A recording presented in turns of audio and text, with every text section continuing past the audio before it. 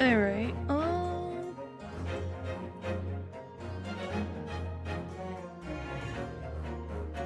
okay. That's fixed. This... Just need to get rid of this. Hello! Alright, there we go.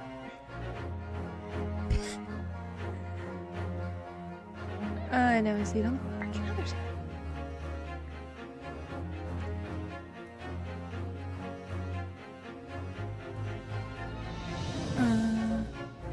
Okay, now it's fixed. Now I'm satisfied. Now I'm satisfied. Good, but yeah, hello. We're back with Sasato. And our favorite prosecutor from the Payne family. Well, I should say our favorite prosecutor family. Yeah, I won't deny that. It happens sometimes. Slipslod. An excellent idea, Inspector. Our young yokel hopefully has a modicum has a modicum of knowledge when it comes to the law, it seems. But in matters of medicine, he appears to possess not one... What in the world? But in matters of medicine, he appears to possess not one iota of common sense. Very well, Inspector, I permit your request. You will testify again before the court on the subject of the defense counsel's assertion. Yes, sir, I will do so flawlessly. Ooh, boy.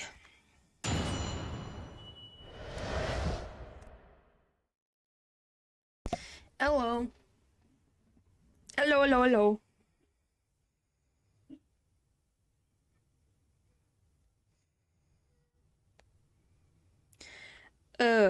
I love getting random notifications for things that I don't need.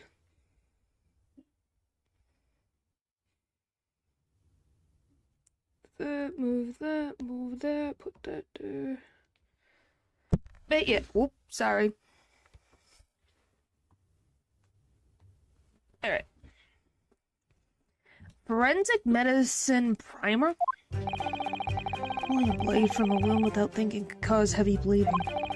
It's basic knowledge that any medical research assistant with any ounce of sense ought to know. What is with you today? Dylan, you're doing the, did something happen today?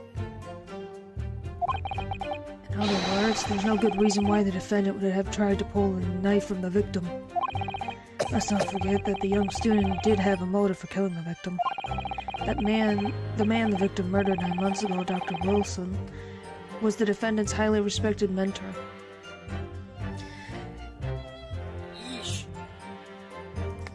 I'm not gonna say that that is not an improbability, but you know.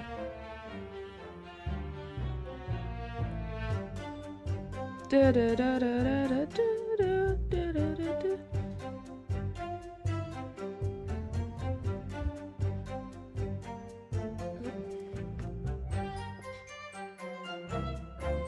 But yeah, I don't know. What do you guys think?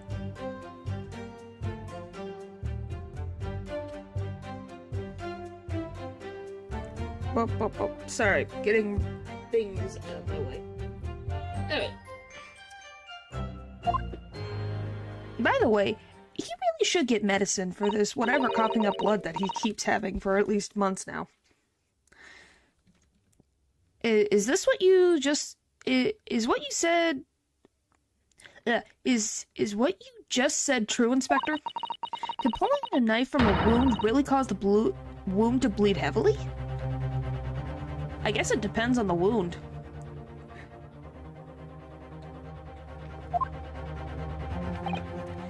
Yes, think of the weapon itself as a stopper in the wound that prevents excessive blood loss. Until a doctor's ready to provide proper treatment, that stopper shouldn't be removed. Oh, I see. This is why yokels should stay on the farm. Even a quack from some obscure mountain village would have such basic knowledge. Let me see, what does it say? Extortion by examined witness statement. Single stab wound from behind, piercing a lung and resulting in fatal hemorrhage. Death would have occurred within minutes. So, point is, she would have died anyway. She would have died one way or another.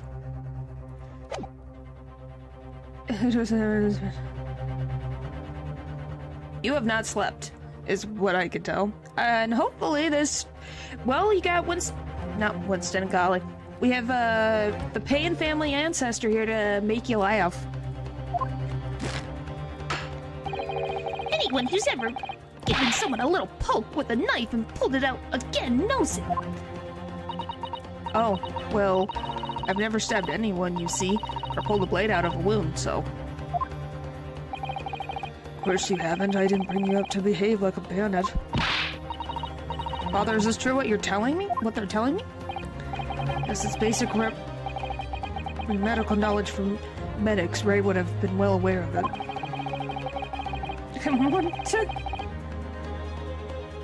Pleasant surprise, but not an unwelcome one. If she were to claim ignorance of such fundamentals, that would prove fatal in many ways. But then, why would Ray have done it? Could she have pulled out that knife in full knowledge that it would be fatal for Miss Brett? I don't know. Ray never once mentioned anything about the knife to me. It seems almost impossible to believe, but... Could my friend actually have... Susato? Yes? Pull yourself together. You know if you're speaking in the court, that everyone can hear you, right? We mustn't lose sight of why we're here. Ah. Bop. Counsel, it's time for your cross-examination. Oh, yes. Your Excellency. However, I must warn you that if your cross-examination fails to identify any issue with the established facts, I will be moving to an injunction immediately afterwards. Oh, boy. I understand. Believing in your clients and fighting for their cause until the bitter end. I knew it would be hard, but I have no idea it would be this hard.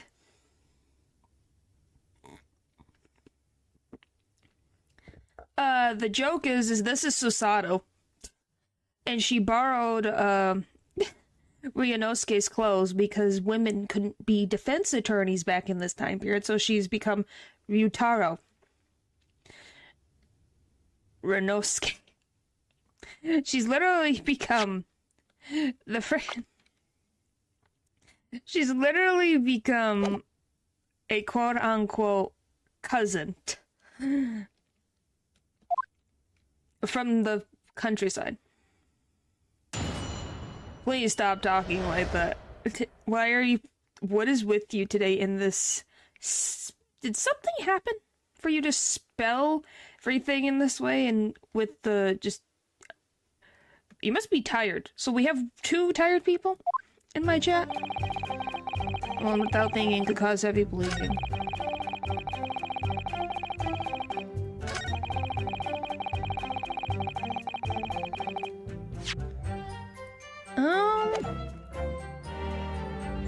Guess I'll start here. Hold it!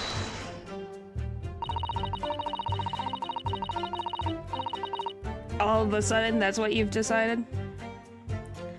But the defendant had suddenly encountered somebody she knew lying on the ground, bleeding to death. The sight could have shocked her delicate sensibilities, causing her to remove the blade inadvertently. I really don't think inadvertent actions can explain this. The woman is a medical research assistant. I can't imagine she would behave so irrationally. Oh, but irrational behavior is a woman's prerogative, isn't it? Oh dear, you have a lot to learn about women. But... and between the 2. Oh boy. Only a small-minded man could have such bigoted views. Wow. Oh dear. Perhaps I'm letting my male persona take a hold a little too much. Oh boy! Glad I managed to convey the basics now that should cover the medical side of the argument.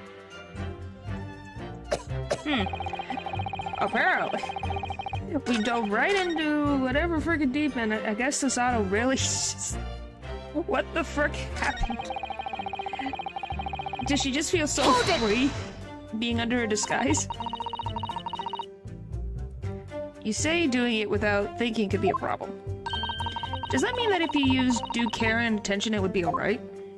I wouldn't have thought that this needed spelling out really, but... The blade is likely to stop the wound, remove it, and a serious hemorrhaging will occur. In other words, a medic would need to be present before any attempt was made to withdraw the blade. Doing it without thinking would be madness. You can't just do it. Sasato. Yes, it is very funny. Oh, well, thank you for such a thorough explanation. You see, Counsel, when you act without thinking, the result is a bloodbath. Ugh. Back to the witness testimony, please.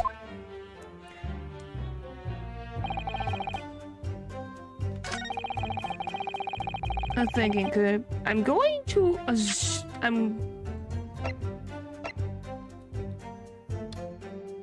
Objection! No? Really?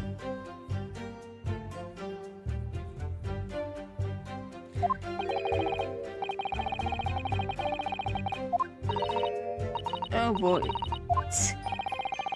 Lies in your apparent eagerness to present an empty argument. Okay. You haven't missed really anything. I just took a random shot in the dark. In other words, there's no good reason why. Okay, so we need this. I'm assuming it's the autopsy. Or would I call it an autopsy? What is this called? Post-mortem report. That's not really an autopsy. In that case, there's an obvious explanation here. Which is... Clearly, the defendant, Rei Mabami-san, does not possess an ounce of sense. This is your best friend, Sasato. You're not helping her. What do you think about that, Professor Mikotoba? I'm not sure you should be labeling your best friend as lacking in common sense.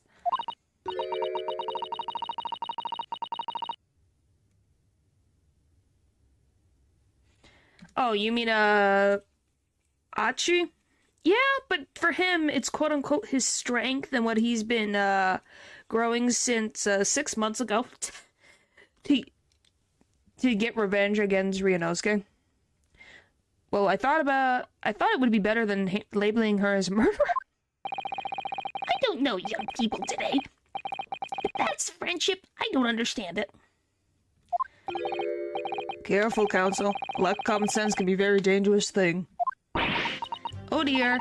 That recoiled on me rather badly. That's life, I'm afraid. A lesson everyone must learn. Hopefully you can see now that this is really basic medical knowledge. Being involved in medical research, Mabambi-san would certainly have been aware of it. Oh boy, in other words, blah blah blah blah blah. Okay, next.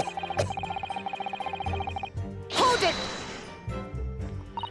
Whatever the motive, it just isn't in Mabambi-san's nature to do something so awful. But she had both motive and opportunity. That's very hard to argue against. But you don't know the defendant. Objection! And you, Counsel, do not appear to know the law. Yes, evidence the only way to convince the court of your argument, not feelings.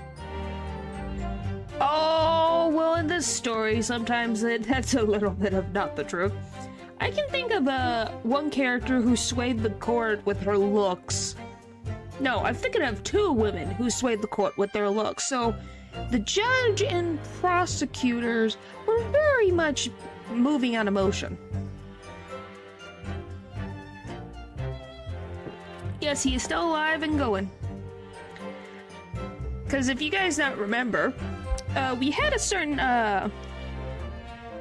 girl in pink that was a whole conundrum of Phoenix not being able to probably date for a long time. And then another girl who just literally flirted with the judge. With this fledgling defender, I would almost say I pity the accused. I wasn't around, glad I wasn't. She definitely is never forgotten. So do I. Inspector, you reiterate your point about the defendant's motive, please. I don't think it's that he started to date men and was traumatized. He might have been interested in men by then. We don't freaking know. I'm just saying he did not want to. I assumed that she broke his heart so bad. And, you know, because how does it feel to have one of your first girlfriend, the first person you've decided to date and feel close to almost put you up for murder? Wow. For that one on the day was simply beyond being annoying. Yep. Ah, yes, Miss Britt was in many ways the sworn enemy of Mabambi-san. 9 months ago. Okay. Hold it! Well, yes, that's true. Dr. Wilson recognized Mabambi-san's talent and offered her the position of an assistant despite her being a woman. She was extremely grateful to him. Yes, that Welshman appears to have been a very broad-minded individual. Well, he has a frickin' 10-year-old daughter who can make inventions. I think he has to be very open-minded. To faces that can be so cruel. Yep. Dr. Wilson had no time for outdated traditions. He met with the opposition, of course, but he believed firmly in Mabambi-san's abilities. We like Dr. Wilson here. I feel so bad that he's not around. Clearly, a defendant was in the man's debt, which only serves to prove my point. Yeah, I'm just gonna say, I think his daughter would, get very mad at him. This is hopeless, I can't find a single crack in the testimony anywhere. If Ray knew that withdrawing the knife from the wound would threaten Miss Brett's life further, I just can't think of any way to explain why she did it. Sato, it's time like these when it's especially important to remember the fundamentals. The fundamentals? Evidence is what counts in the courtroom, isn't it? Of course, but I've been through the court record dozens of times already. I think perhaps you're forgetting something, though. You needn't take the evidence at face value. Oh! Thank you! Well, I did, but I won't take it. And again, I never make Iris my enemy. That is true. By the way, I do wonder what she was drinking, I guess.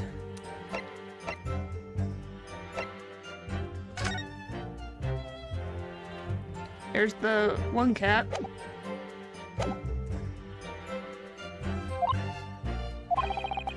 I realize this is your first time playing the role of lawyer in the courtroom. Hello. So if you need a reminding of the rudiments, you only need to ask. I'll do my very best to help. Examine the evidence in the court record. It's an idea, certainly. What should I do? I know what to do. Come to think of it, Kazuma-sama and Naruhodo-san were always turning evidence over and over in their heads. Yes, I need to examine things in greater detail with space. I didn't know that they had space back in these times. Oh, by the look in your eyes, I see it's coming back to you. Go through the court record again and have a thorough look at everything. You may just find a clue. We have the context surrounding the current situation. Would you mind elaborating? If you're meaning in the story, to explain simply... I just get to the... I can't get to the court record. I guess once I save. To explain simply, our client is Ray Mabambi. She is the assistant of the late Dr. Wilson before he was murdered by Jezebel Britt, the victim in this case, and she's being accused of murdering Jezebel Britt in revenge. And because no one else wanted to defend our friend in court, we dressed up as Ryunosuke's fake cousin Miyutaro so that we could defend her. And that's pretty much the plot so far. Okay, let's try this one.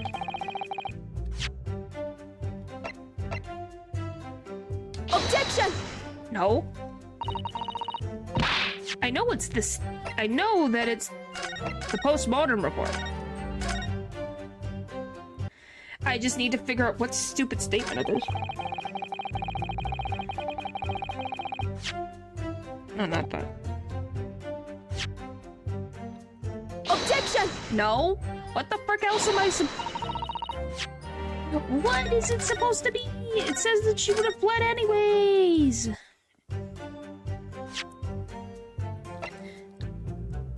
The stab wound the victim is clearly visible.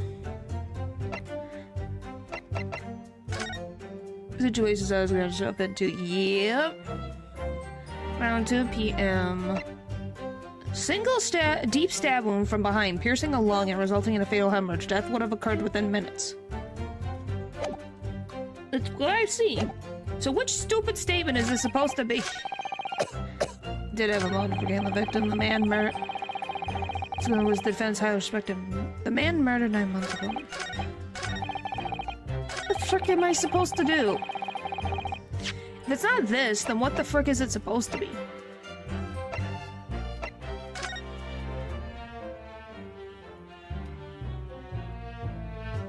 Cause there's no knife on the floor.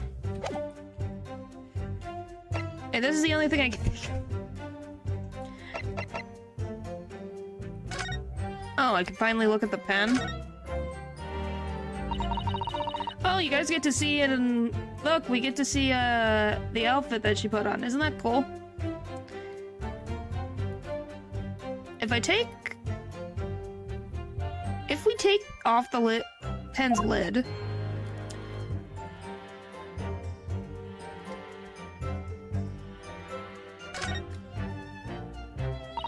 now let's unscrew the barrel, shall we?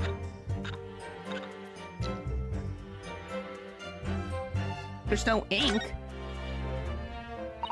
This must be the little reservoir that holds the ink. Yes, you fill it by drawing ink from a bottle up through the nib. Something wrong? Just that there doesn't actually appear to be any ink in there. That's all. Oh yes, you're right. It's pretty much empty. Well, could be on the verge of running out, I suppose. A very small amount of liquid inside.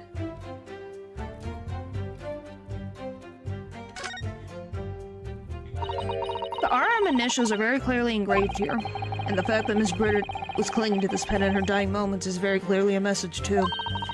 To identify her killer, you mean? I don't think there can be any doubt that this is a key piece of evidence in this case. Well, that's something. Still doesn't solve my problem.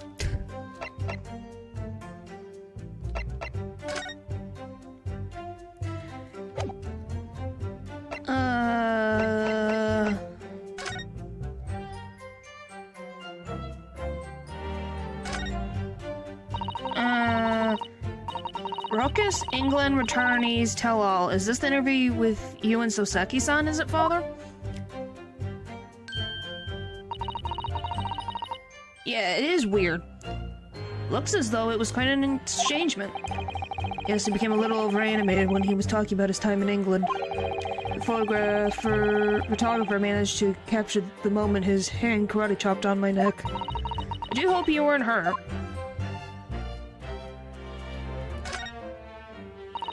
This is the newspaper from Soseki-san. There seems to be an important article on the back page as well. Exclusive! Deadly poison stolen from Yume Medical Research Laboratory. From Yume's Medical Research... Father, isn't this your lab? What the... Let me see that. The poison's been stolen? It's this morning's paper that Soseki-san gave us. Are you saying you didn't know? As embarrassing as that is for the head of the laboratory, I not heard such a thing. Where on earth could have the reporter had gleaned this information? Come to think of it, there was no article mentioning this story in our paper this morning, was there? It's highly toxic poison we've been working on the strictest confidence. Why are you Working on a poison in a university. Golly.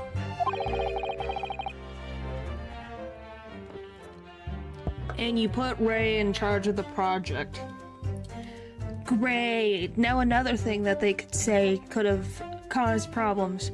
I put Ray in charge of the project. Ray, so she was managing it? If what's written in here is true, it means that she tried to hide the theft from me. And moreover, the details were leaked somehow. I don't believe it. I need to read this article very carefully. An article about poison that was stolen from a laboratory at UMA University. Even my father, who was responsible for the lab, knew nothing of the incident. Maybe because I just don't think of everything about money. And could cause heavy bleeding. Okay, well, we got more stuff. Still none of the information that I have found has done anything for me.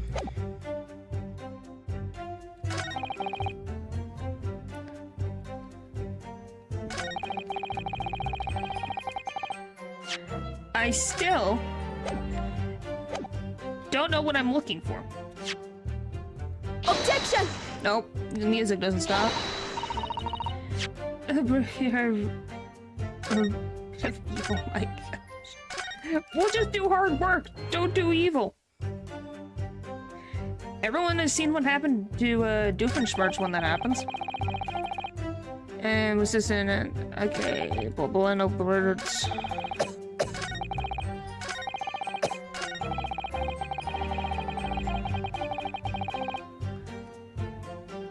I don't get it.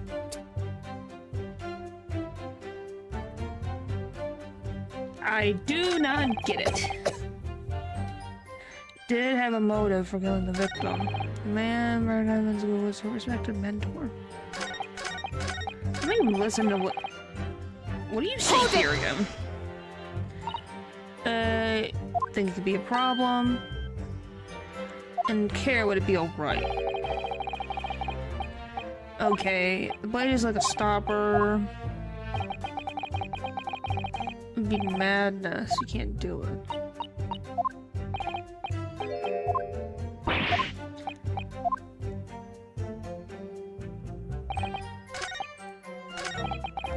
Like, am I just gonna have to... You're gonna make me put every...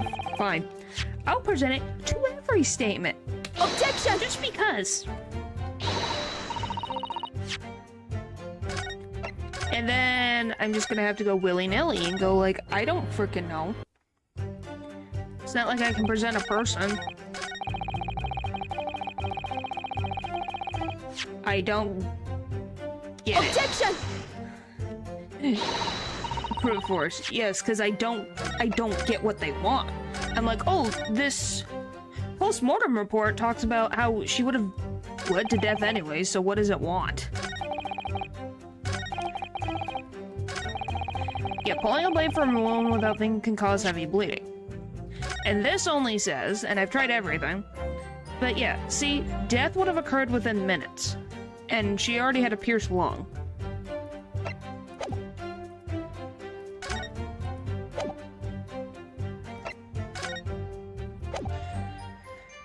Print. The stab wound on the victim's bag is clearly visible. I don't think the paper...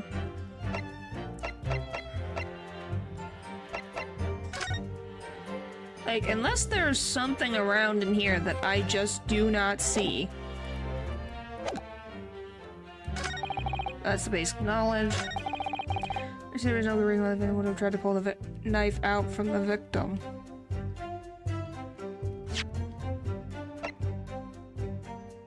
Objection! Oh.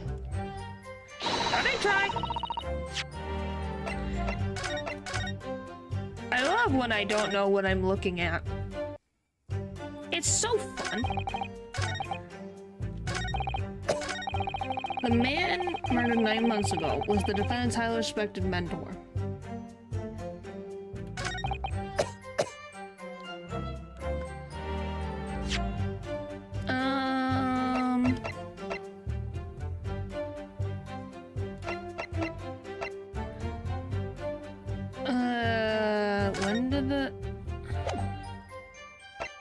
I get it. Because it's not this, so unless... Fine.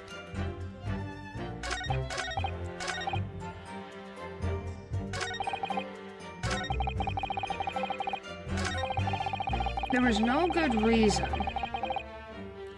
There was no good reason. What no good reason? Do I have a reason that I could say? Oh well, because blah blah blah blah blah.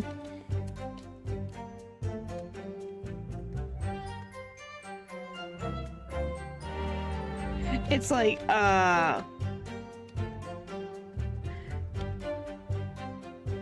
least that's the only one I can think of. Unless anyone else has ideas, that would be nice to know. I can't believe I have to go through this. This freaking is ridiculous. What am I missing? I feel...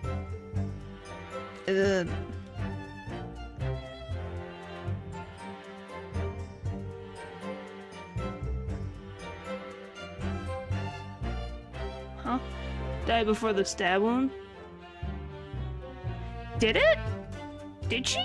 Am I misreading it?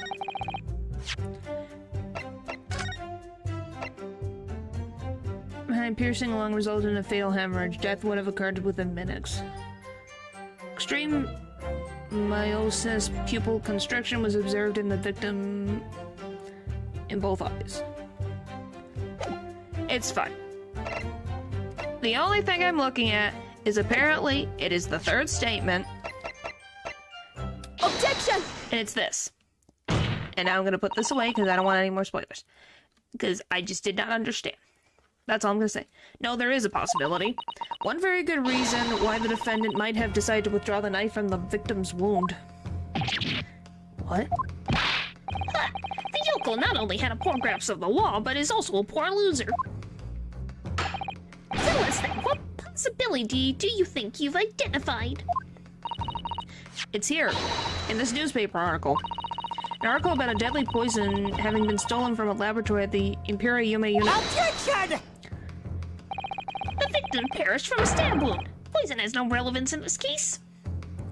You have no autopsy report, so you can't really say that it's true. But, Prosecutor Archie, you will not let the defense speak. Thank you, Judge. Thank you. Let me finish before you try to object me.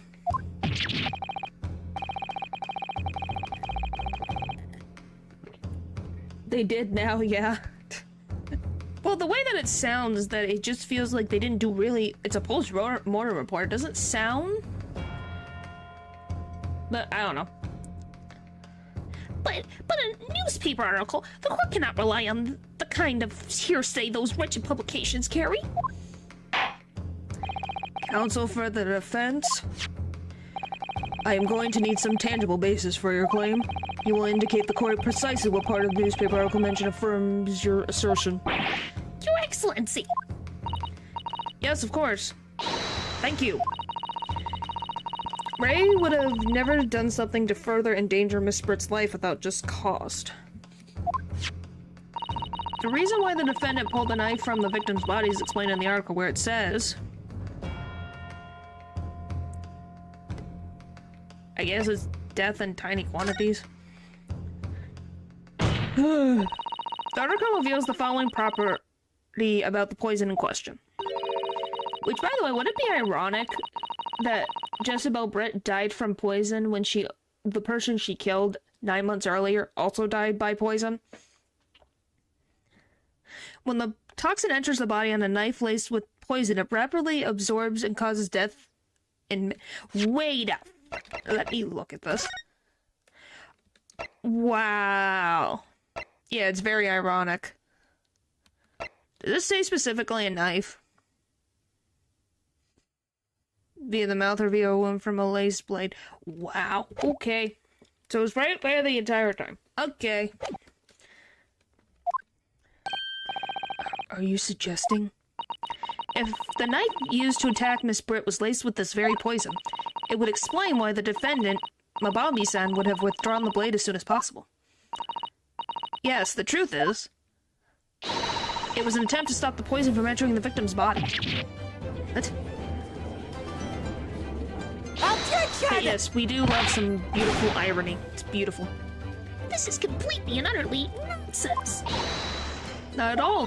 The defendant withdrew the knife blade from the victim's body not to accelerate the woman's demise, but to save her life, and the prosecution cannot deny the possibility. You've not read the post-mortem report. The cause of death was hemorrhaging. The word poison appeared nowhere in this document. Well, that's because by acting quickly to remove the blade, the defendant prevented the poison from taking hold. Objection! Very funny at times. Yes, I can. Hello. Yes, what is it? What? Oh, please, this is clearly desperation. The weasel's last breaking of wind. Poison has nothing whatsoever to do with this case, as believed. The defense is well aware. We have no proof that this information is this wretched newspaper article is reliable anyway. In that situation, what the student should have done is wait for medical assistance to arrive. No. We're gonna go with a no on that one.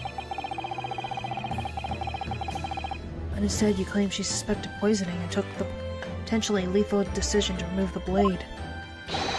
She must have a strong reason for her suspicions then, or the argument makes no sense. Exactly. Well put, Inspector. On what grounds did she do it, yokel? Why did Ray suspect the stolen poison was involved? If you want grounds, I'll give you grounds. What? You can't possibly. From your expression, Counsel, it would appear those are not empty words. They're probably very empty. I have no idea what she's talking about. But I guess it's I'll figure it out. Because we always love that. Hang on one second.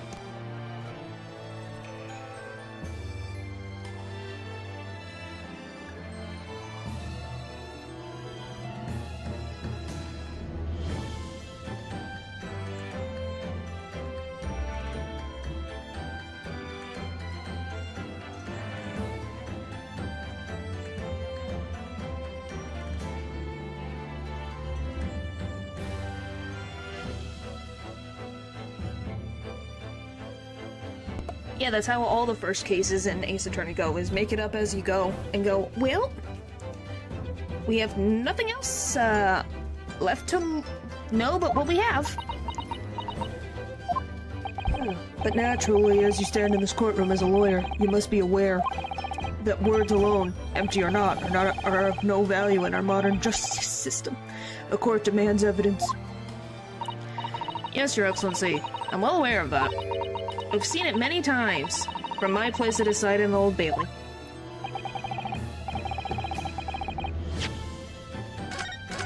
Alright.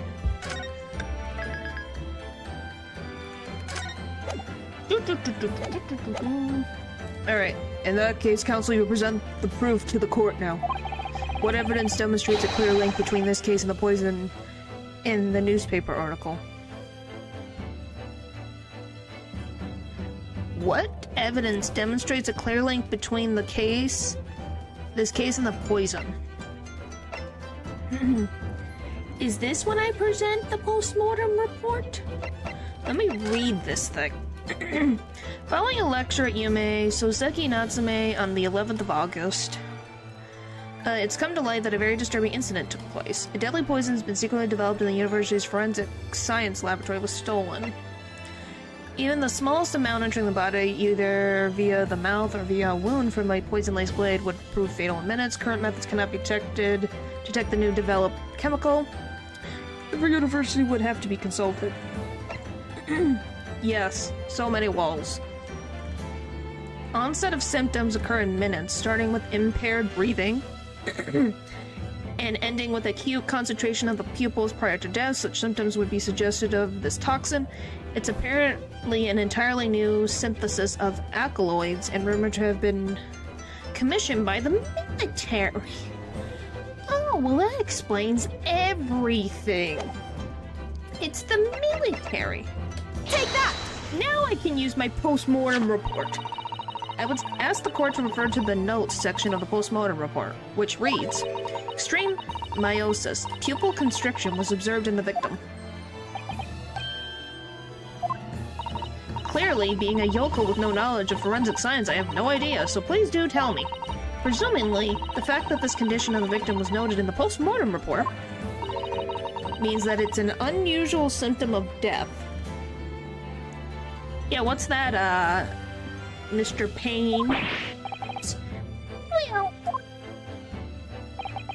Under normal circumstances, the pupils dilate when someone dies. If there was an extreme constriction instead, that's most certainly unusual, yes. what are you doing, you yokel detective?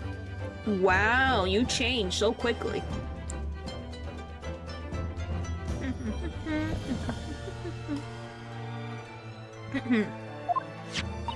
In the newspaper article, there's the following information about the stolen poison. Onset of symptoms occurs in minutes, ending with an acute contraction of the pupils prior to death. What?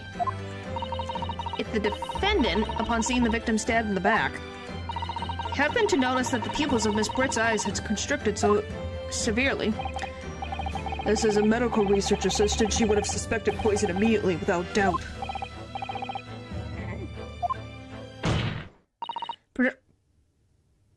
Prosecutor Archie, I think you'll agree, this is very compelling evidence. You! Yokel student and yokel professor! I can't wait for that little bit of hair to just fall off his head. I can't wait. I believe the defense has expertly demonstrated a credible reason for the defendant's actions. No! Eugen Mikotoba. Yes, Your Excellency? I believe you are best placed here to confirm or deny the veracity of the defense counsel's argument. You will tell the court the truth about the details reported in this newspaper, please. Pains me to have to admit it, but I'm afraid I don't know. You don't know? Toxin was kept under lock and key in my laboratory, certainly, but I was unaware of any theft. Remember how I said that point is this newspaper was going to make Ray go into a deeper hole? She apparently was working on this poison and didn't tell Mikotoba about it. And if Miss Britt died by the poison, guess who's the #1 suspect? If the poison is, we're assumingly correct, was Miss Britt's death. Ray Mabambi. Great! We got out of a hole to jump into a deeper hole, and then we're gonna try to have to get out of that one.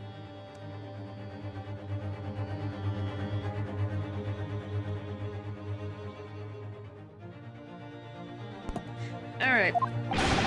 Do you mean to tell the court that the reports of this theft are unfounded? No, Your Excellency.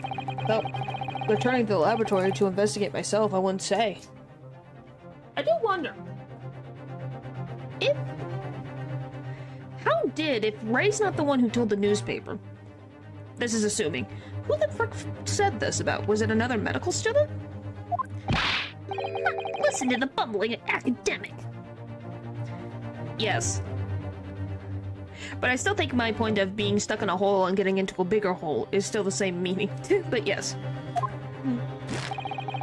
Unaware of the theft of secret state research from his own workplace until he reads it of it in the newspaper.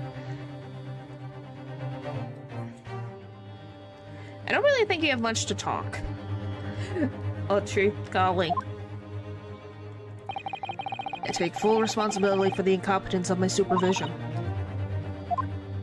It's a pitiful situation for a university professor. You should have more control over your students, rather than allowing them off on killing sprees. So are we just gonna forget about Britt? How she was under Dr. Wilson's care and killed him? Are we just gonna, like, have that fly over the head? Are we just gonna forget that? That's totally unfounded. Who said it?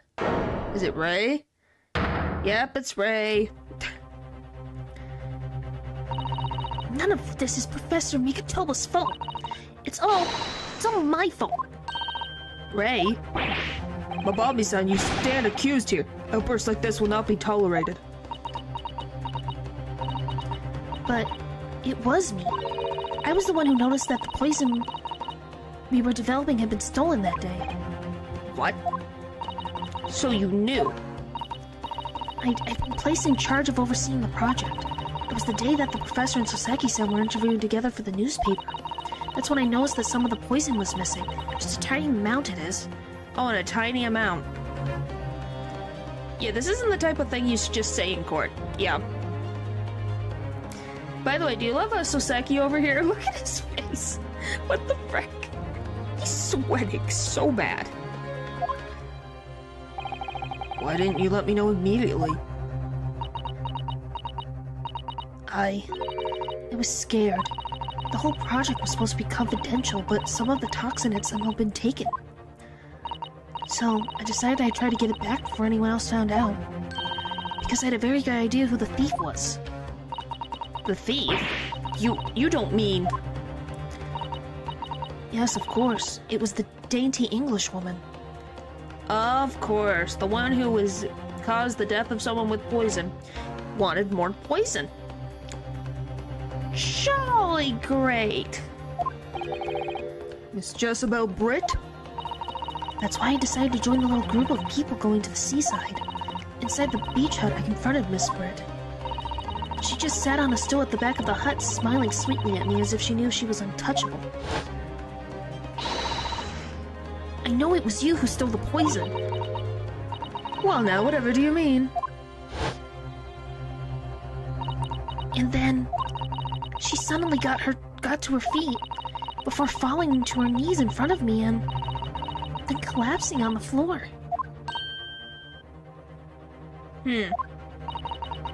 That's when I saw the knife in her back. I couldn't understand what had just happened. And then, a moment later, I was seized with fear. The pupils of her eyes they shrunk into tiny pinpoints. And that still poison isn't a good idea. Yeah, it isn't. It really is not. But she's also young, so I'm not surprised. But the point of the matter is, if we take Ray at face value, what she just said, I think someone literally... like, someone stabbed through the back of the hut, because look, there's a little hole right in the back. If she was sitting down, and it's probably right at the perfect point where you could stab her in the back, on the outside of the hut, and no one would know.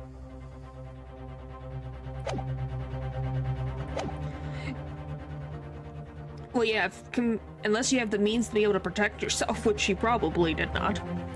I don't believe it.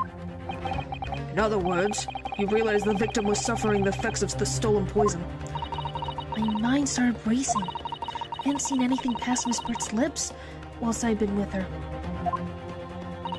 which left only one possible way for the poison to have entered her body. And the blade of the knife in her back. And that train of thought was what spurred you to withdraw the blade.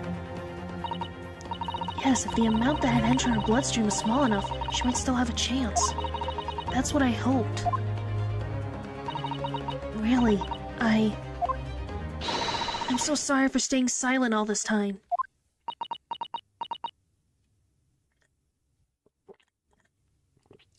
How would she, if she had it under her dress, wouldn't it be on the front of Jezebel Britt? How would she get behind Jezebel Britt?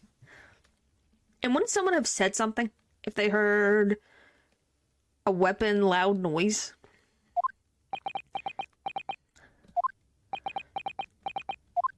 Silence. Your attempt to hide the truth of what happened is not something that can be overlooked. However, I have duly noted the courage with which you confess in the end. Thank you, Your Excellency. It's barely perceptible, but I do think the balance has been shifted a little here in this courtroom now. Objection! Your Excellency, do not be deceived. just collapsed before your eyes, you say? Well, Mababi-san, if that is the case, perhaps you could explain how Miss Brooke came to be stabbed. Well, You have no answer because the simple truth is that you stabbed the victim motivated by revenge. Let me read that again. From behind. Achi, you can read. It says from behind. So unless she's confronting the woman in the hut, runs around, gets behind her, stabs her, comes back around to then be in there to pull out the knife for Suseki and Hasanoga to see that she's pulling out the knife.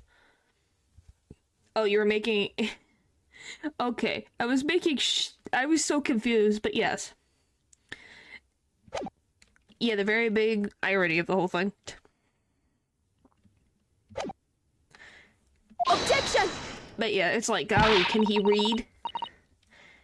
But you have no conclusive evidence to prove that assertion, do you?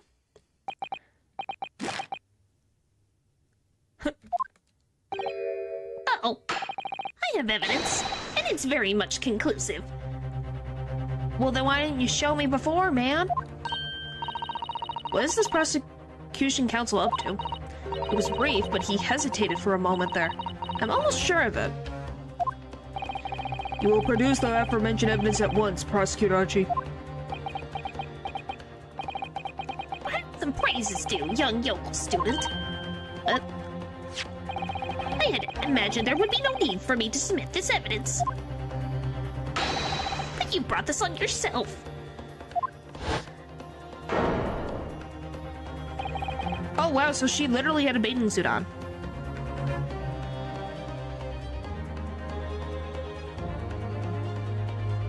So this is the back of the... By the way, what's this crack?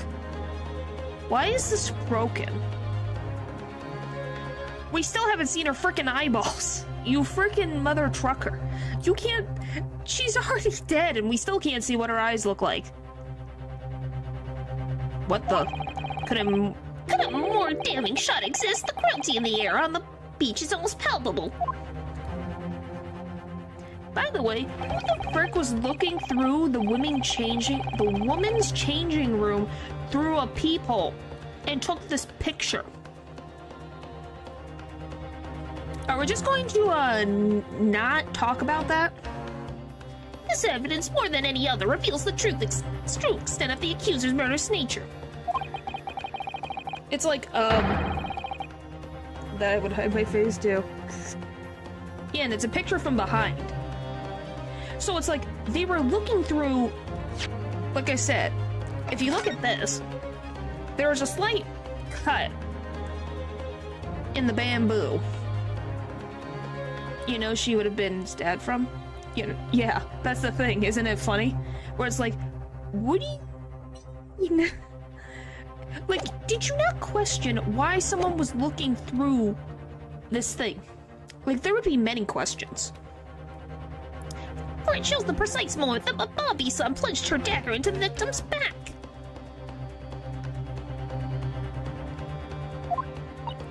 No, that's not true. No. I don't believe it. And, well, she really does that. Like Ryunosuke. Order, order, order! Counsel for the defense, was it you who was responsible for that shrilling scream that just pierced my courtroom? Perhaps his voice is yet to break. These yokels are slow of mind and slow to mature. Sure, we'll go with that. I'll show you who's slow to mature. Careful now. Sato's starting to show her face here. It's often said that a picture is worth 1,000 words, and here we have ample proof. The court will accept this extremely cognate photographic print as evidence. Which, by the way, who the frick took this photograph? Like I said, where? Can't believe he had a photograph like that up his sleeve the entire time. It's such a stark image. I'm genuinely lost for words. Wait a minute, I don't understand. How did you... I mean, who took that photograph? gray. Objection! Yeah, it's like he's easy to bald. It's apparently just in the family. It's kind of sad. Like, this poor guy, before the age of 50, has had his hair like this. You have to think, this poor man has been balding for so long. There is no hair there, except for here. It's kind of sad. That's of no importance here. Stop trying to divert attention. Objection! That's an absurd thing to say. It's critically important. Whoever took this photograph or print was a witness to Miss Britt's death. This court must be allowed to hear this person's testimony. It's true. I will uphold the defense's demand.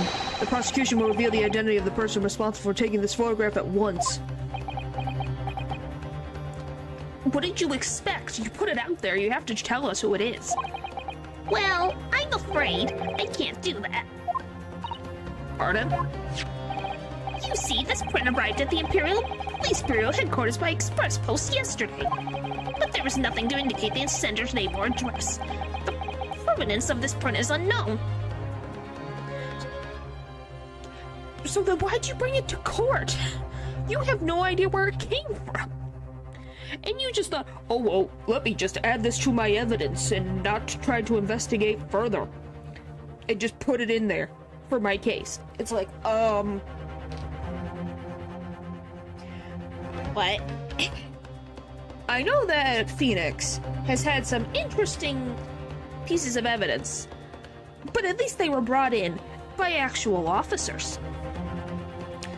What is this? What is this? Goodness. Are we to understand then, counsel, that in full knowledge of the fact that this photograph has the murkiest of origins, you nevertheless believe it fit for submission as evidence in the Supreme Court? When you first produced that print before, I noticed that you hesitated for a brief moment. Yeah, it's admissible. If you can't use it, we have no idea where it came from. You have no idea who took it. Because you knew that it wasn't completely reliable evidence, didn't you? Okay, at least Ashi's not completely stupid. Good job. We applaud the Payne family for not being completely stupid. Good job. Silence, you yokel student and blabbering professor. What matters is the blatant truth that this print so eloquently expresses. But the defendant has already admitted to pulling the blade from the wound. Clearly, this isn't the moment the knife was plunged into the victim's back, but The moment it was withdrawn. Don't waste this court's time with your ramblings. indeed, without knowledge of who produced this print, we have no means of verifying the claim. And the scene it captures it without the doubt's most compelling evidence presented to the court. You're going to take this. I thought we needed to have evidence, reliable evidence. So my newspaper is not good evidence, but this thing is. Make up your mind, Judge.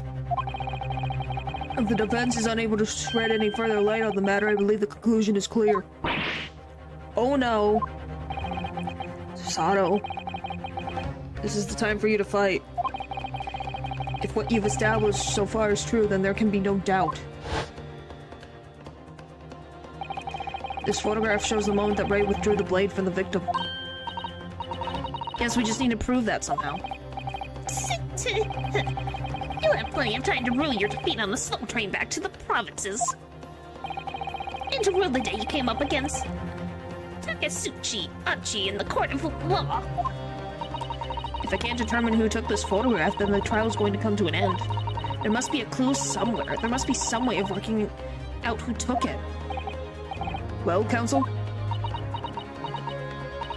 Your Excellency, the burning question is who took that photograph, and the truth is, I guess we have to have an answer. I don't know who it would be, but it's broken. So whatever they... Something happened. Oh boy. This isn't about whether I can or can't come up with the answer now. I simply have to. The identity of the person who took this dramatic photograph for print is, I assure you, something the defense can and will reveal. What? You can't possibly. But, as you so boldly claim that you can, please, do enlighten us. Unfortunately, I'm unable to present a name. How utterly underwhelming. Do you really believe you could? However, I'm able to present evidence.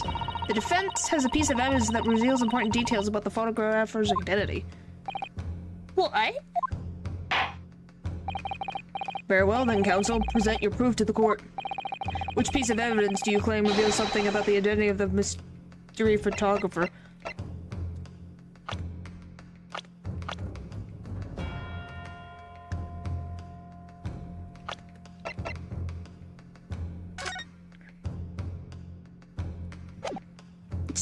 He said that this is what he's gonna talk like now. Oh my gosh! Look! Look! Look!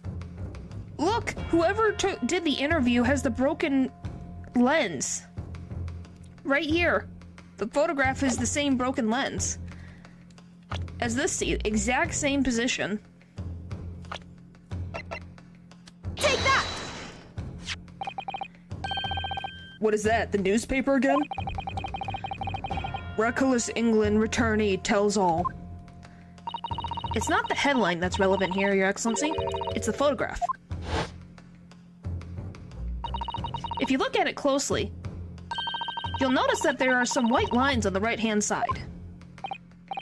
Ah, yes indeed, they had already caught my eye as it happens.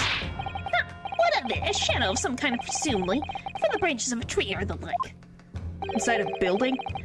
There are no trees growing inside my laboratory at the university, I can assure you. Now, if you look closely at this photograph,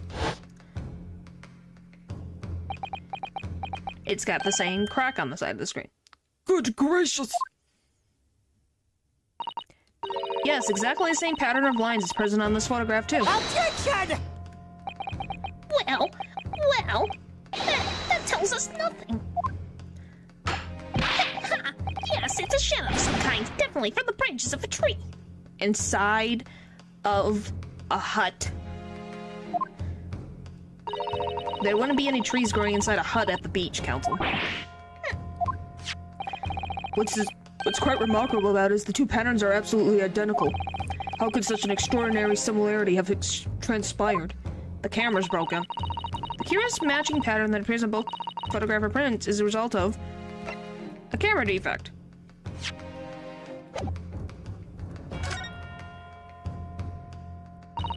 Obviously, it must be due to a problem with the camera used to take the photographs. With the photographic device? Yes, we can confidently say that the camera lens must be scratched, and that the scratched lens causes unwanted lines to appear on every print taken with the device.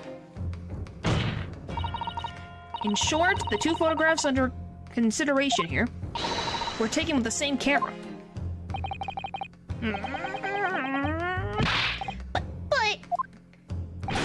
there must be hundreds of camera devices here in the capital. Yeah, but none of them have the exact same scratch line. If you did that, I'd be impressed. You'd be like, okay, let's measure how much the scratches, and be like, okay, we got a scratch right there and right there, but even then it would not be the same. It would be utterly impossible to identify the owner of this particular one. Objection! I think you're forgetting, Prosecutor Ochi, that one of the photographs featured in a newspaper article. A newspaper? Ah! So it's gotta have the name, doesn't it? That's right. The author of that article is the mystery witness to this crime. What? What?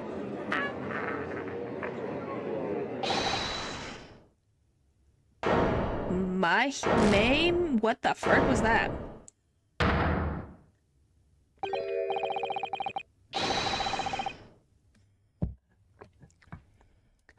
I need to see, what the frick did he just say? Many memo.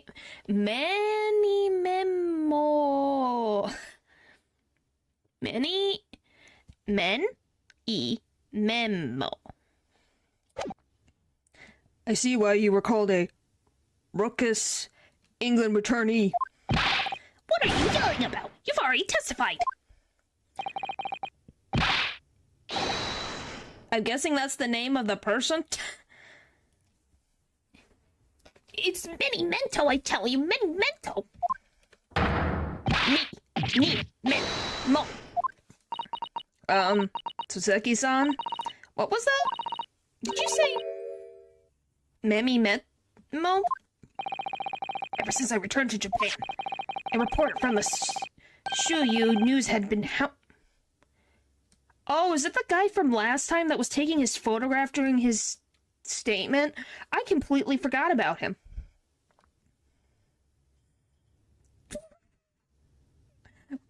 Weird. has been hounding me, following my every move. A reporter by the name of Rayton Memo. Yes, hounding me from dawn till dusk. Ah, now that he mentions it. They say I spy, snapshots, scrub stories, and scrubbery my privacy. Yeah, so it's him. Could that same reporter be... Did we kick him out? A camera to the left of him, a notebook to the right. There I am, stuck in the middle with it. Rayton Memo. So you're saying that this picture was taken by... By Memo, yes. By Lord, Your Excellency, Esquire. Officer, find this newspaper reporter at once and bring him to my courtroom. We will adjourn for a short recess in the meantime. Oh, yes, Your Excellency. As you say, Your Excellency. And one more thing. I want this knife, the murder weapon, examined for traces of poison. You will solicit the assistance of the Imperial University's medical department for the task. Understood?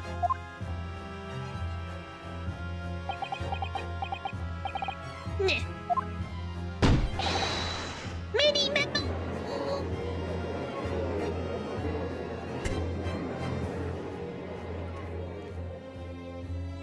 That is a name. Memo.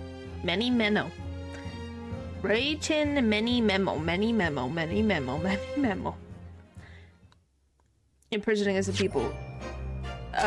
Because he likes to win.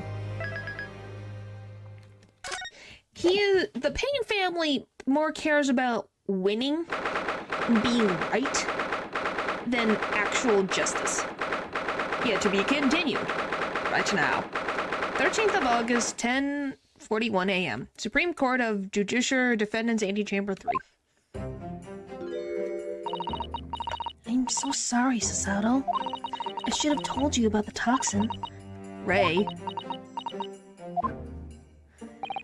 You have a strong sense of responsibility, I know. That's why you decided to shoulder the burden alone. That should be your catchphrase, what? To be continued. Right now. It kind of is in the Ace Attorney franchise that I've done. It pretty much is that. Yes, it's pretty much that. With the Payne family? Yep, that's how it is. No, that's not it at all. I was scared of my failure coming to light, that's all. I hoped to retrieve the substance from the Englishwoman before anyone found out. Once again, where did the police escort go when she got this poison? You should say it in other games as well when you be break in other breaks as well. Oh boy. A bunch of passwords I can't remember. Oh, typically yes, in the series it is. But the Payne family in particular, really, they're known to be the quote-unquote rookie killers. So why do you think he takes this trial? Because a rookie is put on the trial. Or it's an easy win for him. That's what he does. Is he sees, oh, this is an easy slam dunk thing, I can add it onto my sheet of wins. That's what he is. That's what the Payne family does. Before the trial started, do you remember what you said, Sasato? That you had no doubt in your mind about my innocence, that stand by me to the last. I remember. And yet I didn't deserve your trust in me. I hid important details from you, Sasato. I completely betrayed your faith in me. Hit me, Sasato. I deserve it. No, in fact, throw me to the floor. I didn't know that your relationship was like that. No, that's too good for me as well. Drag me through the city streets. Wow. Okay. I'm no better, you know. Oh, Even though in my heart I knew that you'd pull the knife blade from Miss Britt's back, there was just a brief moment when, in my mind, I doubted you. Sasato?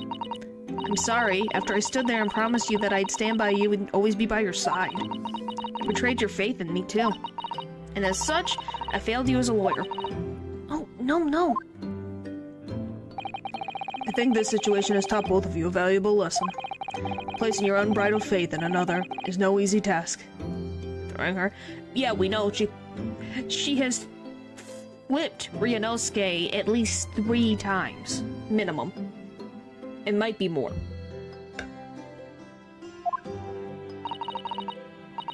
Yes, Father, that fact has certainly struck home. Which is why I can see more clearly now. So, Ray? Yes? Can you find it in your heart to forgive me? Aw.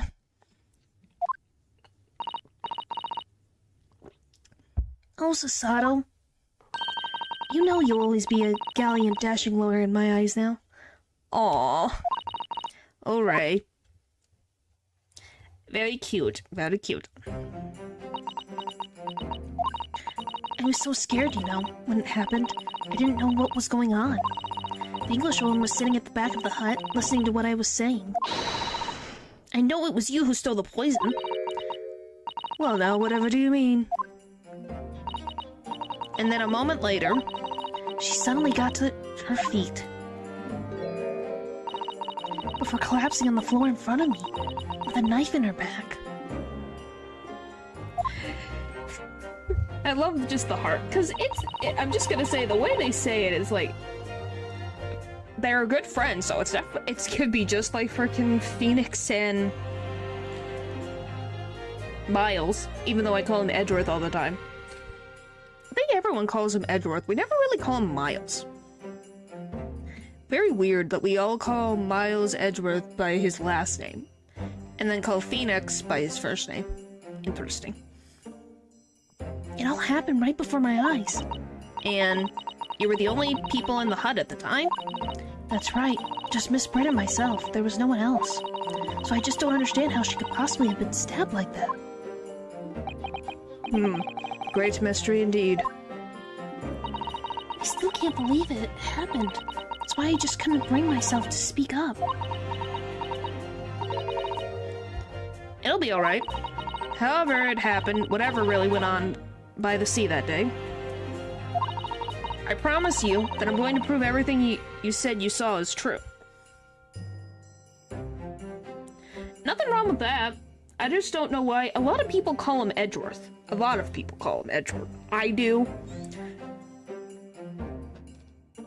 And I think a lot of people in the Ace Attorney fandom call him Edgeworth. But I could be wrong.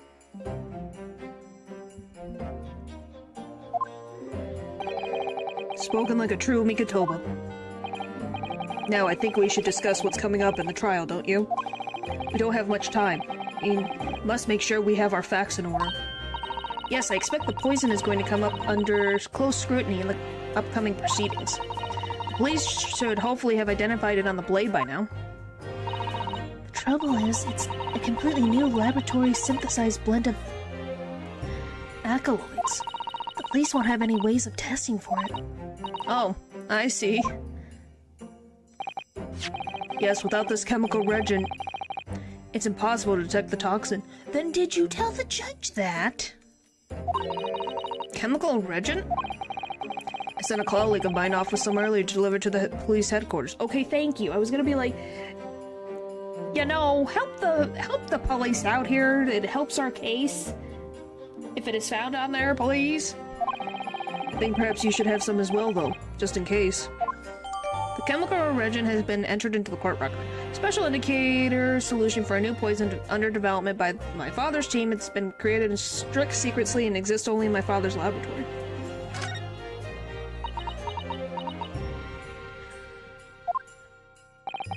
What's the matter, Susato? You're suddenly very quiet. It's this newspaper article. Exclusive. Deadly poison stolen from Yume Medical Research Laboratory. I'm wondering how the information got out, given that it was a government secret. It was all the Englishwoman's doing. What? It was when the professor and Soseki-san were being interviewed at the laboratory. That so-called Englishwoman swanned in. Swanned in? And without any punctuation said to Professor Mikotoba. Oh, Professor, surely your guest would love to hear about your work on that substance there. We love the puns from this game. She swanned in. It's beautiful. Put me in a very awkward position, to be frank. But Soseki-san's curiosity had been piqued, so I had a little choice but to give him a cursory introduction. So then Soseki-san knew about the poison. Yes, and it's highly likely that the reporter who was writing up the story about us would have caught a glimpse of the toxin too.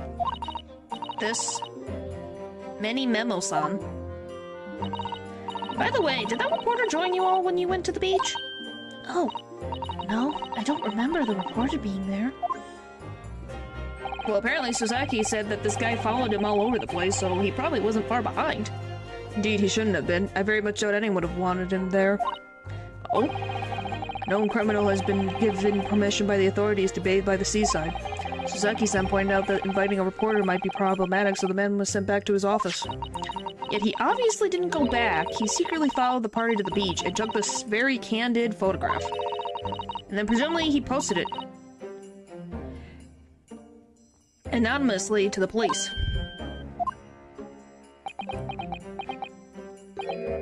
Yes, that must be what happened.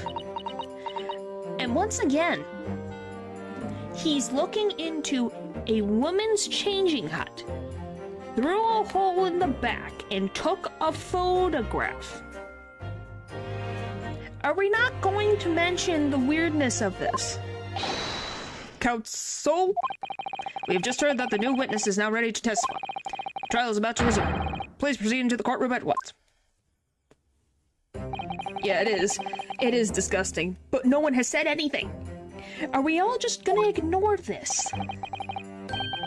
Like, he should be freaking tried for freaking inappropriate behavior.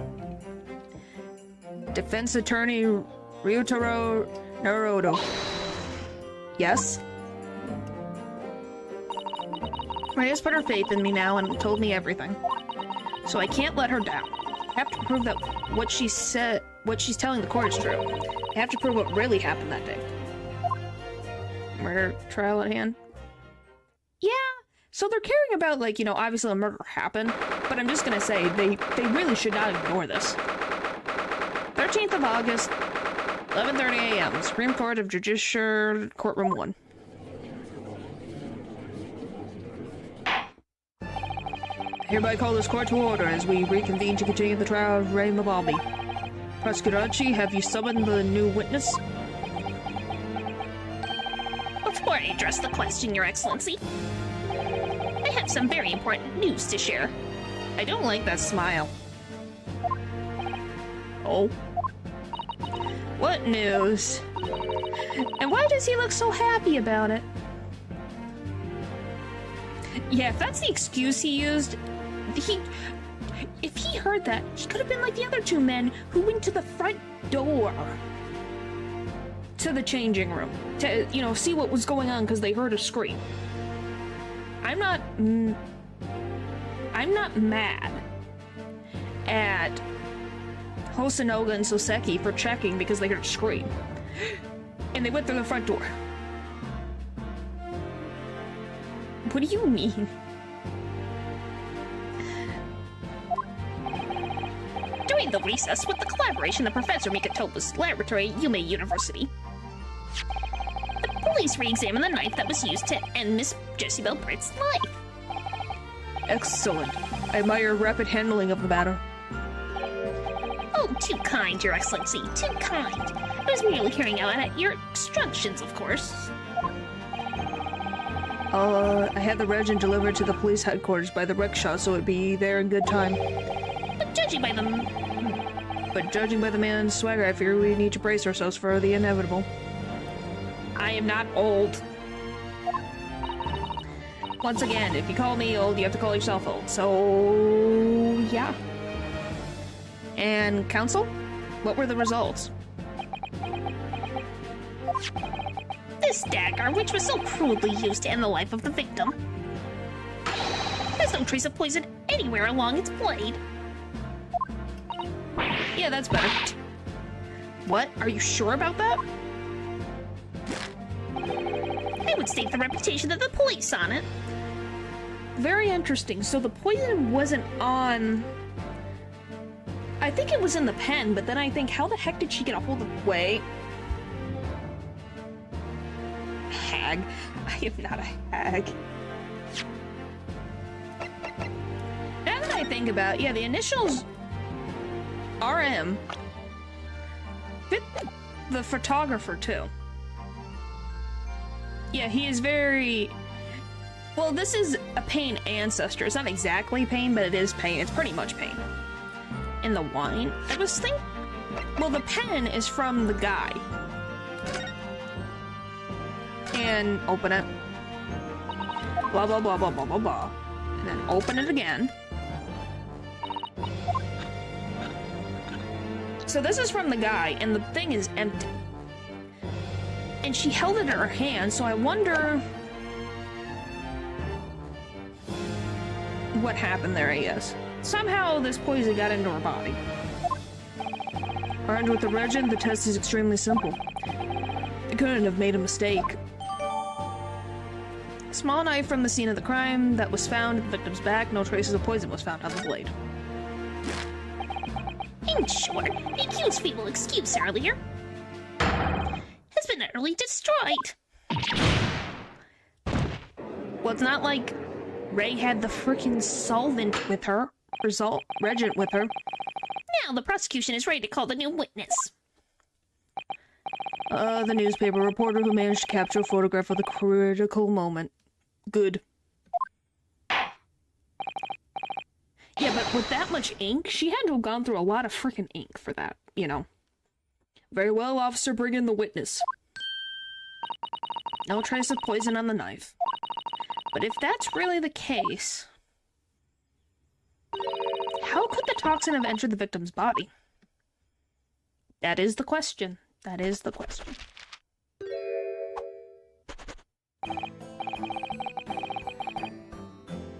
But it would leave a mark on the body. That's the thing. That's why I'm confused.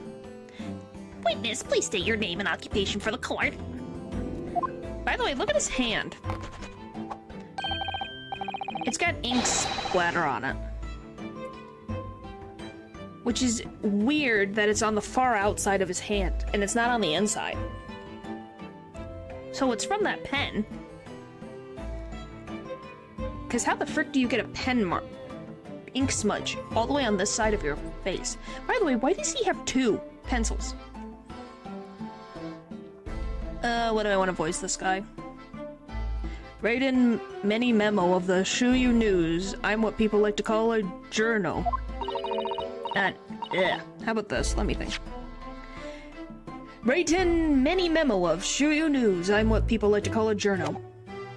What's a journal, Father? Do you know? Simply a contradiction of journalist. Maybe he smeared his hand on his hand, or some ink on his hand or something. Maybe. It's pretty sure it's the wine. I guess that is possibility, too. I'm there where the news breaks, putting a pen to paper to catch the scoop so they're in print the next morning. What did I just see before my eyes? They don't call me the hero of Hurled for nothing, the nice guy of news. Oh, so, it was you who took this photograph, was it? Well, well, what do we have here? I'm sorry? Oh, brace yourselves, people. Many memo senses a scoop in the offing. I catch another stream time. I'm gonna head out. Hope this case goes well for you. Well, thank you. And thank you for stopping by. Have a good morning, afternoon, evening, or night.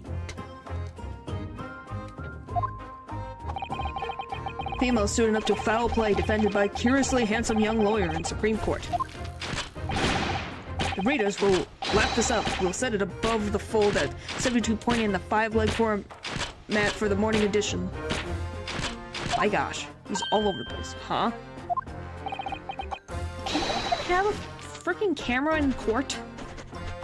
Alright then, let's start with your name. Oh, it's Ryutaro Naruto. Next, what made you become a lawyer? I wanted to reform our country's legal system, I suppose. Ryutaro has suddenly become very ambitious, I see. Just borrowed Kazuma's mom's dream for a while. By the way, my name is Take Sushi Achi. That's Take Sushi Achi. That so-called dark horse of the Supreme Court. My objections strike fear into every defense lawyer's heart. Buddy, I see you want publicity. Oh boy.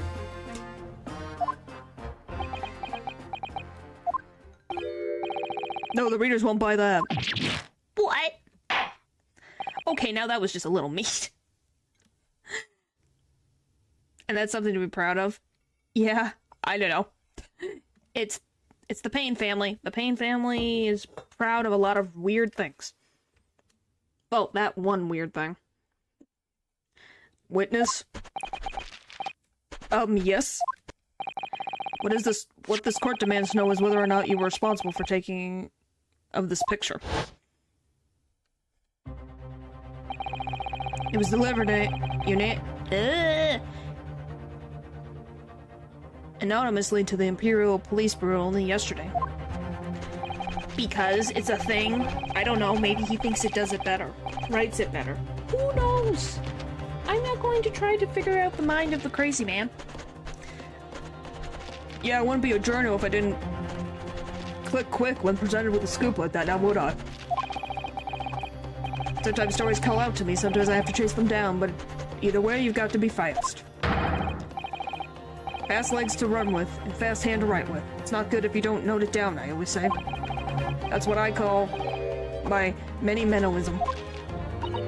Many-mennoism? Ah, yes, I remember your face. We met that day when you were interviewing myself and Soseki-san. Yes, right, that was me, Many-Menmo, again. But you were supposed to be going back to Shuyo news offices for after our meeting. But the scoop is, I didn't. Because that Englishwoman's words had piqued my journalistic interest. So, okay, wait. Now that I'm thinking about this, we got to add on to his charges. Besides, inappropriate behavior. He also frickin' was on public property where he wasn't supposed to be. He literally trespassed. Miss Britt's words. Criminal left to do as she pleases just because she happens to be a British citizen? It's horse dung. This country's judiciary is rotten to the core. Maybe that's why he has many pencils. The Supreme Court's rulings aren't worth the paper they're written on. The police are just imperial pawns. State your tongue, young man. There are complex political issues at play. Yeah, but a man died, and 9 months this woman's walking around free as can be until she died. Well, anyway, I quickly jotted down the words she said in my memo pad. Oh my gosh. Memo pad.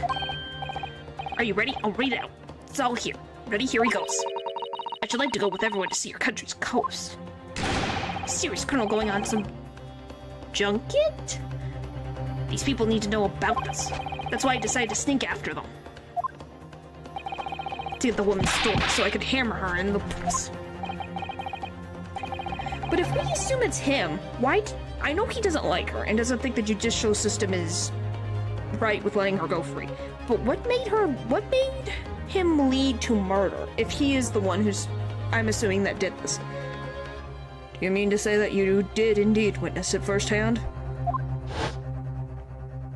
The grim scene portrayed in this photograph? Oh yes, I saw it with my very own journal eyes. From start to finish. Through the viewfinder of my trusty camera. Thank you. Manny Memo-san, you will now give a formal testimony before the court. You will state exactly what it is that you witnessed of the events surrounding Miss Britt's death. This is going swimmingly. The camera never lies. Well, maybe back then, but some people like to change things in photographs nowadays. The beach hut was made of shoddy old reed screens, so there were plenty of gaps I could see inside through. The English woman was sitting on a stool when the student girl came in and started arguing with her. Welcome back. He might have stole the poison, but we know that she stole it. Well, the thing is Miss Jezebel Britt Admitted to Ray that she stole it. So the question becomes, Where did she keep it, and how did he get a hold of it? we'll take some medicine, golly. Wait, I don't know if I read that. The Englishwoman was sitting on the stool when the student girl came in and started arguing with her. Seconds later, the woman pulled out a knife, throwing the Englishwoman to the floor. She stabbed her in the back. But yes, we know why he keeps it extra.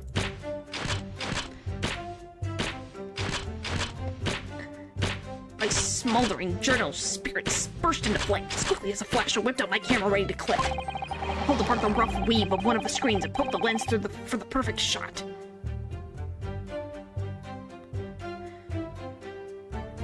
Who's the guy? What do you mean? His name is Manny Memo. It was when you have to do Manny Memo pad. There's only medicine I need. Oh my gosh. Oh boy. Read screens, you say? Right. You can see them clearly enough in that great shot I snapped.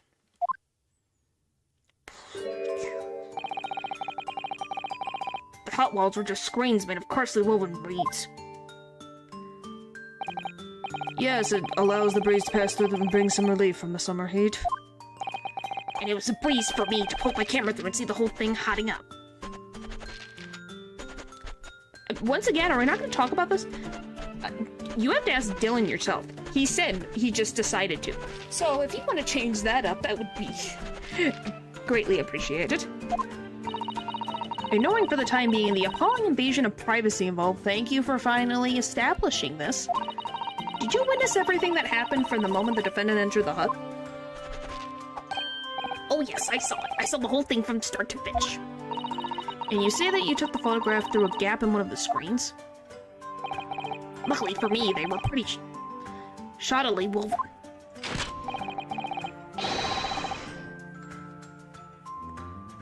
Really? Lou paid you to talk like this? Save file? Golly. Does it talk to? Oh my gosh. Why the frick would that? Okay, but what? Memo? You mean Memo's deal? I've been listening, but I haven't been paying attention. I said Lou. I know, I said, what the frick? Why did Lou pay Dylan to talk like this? Anyway, what has happened pretty much is Manny Memo did the interview with Soseki and Mikitoba.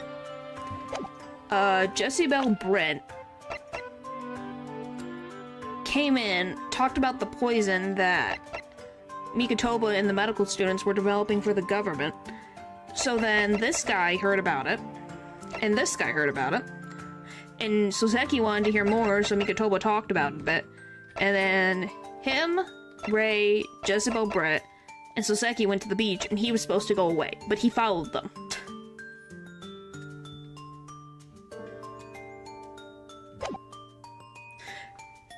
I pretty much explained it now.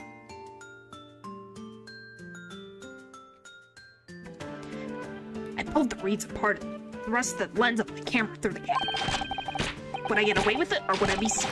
It was the gamble of a lifetime. Yes, I guess he is 38. A tenacity of purpose that's considered admirable in journalists, I suppose. I know it's why I barely have the video chat is on. Okay. Rather than put it to it. I don't know. We're gonna risk one day, we're gonna scoop the next. That's many minimalism in a nutshell. At last, it would appear we have a... I'm just gonna... Right. Listen right now, so I don't care.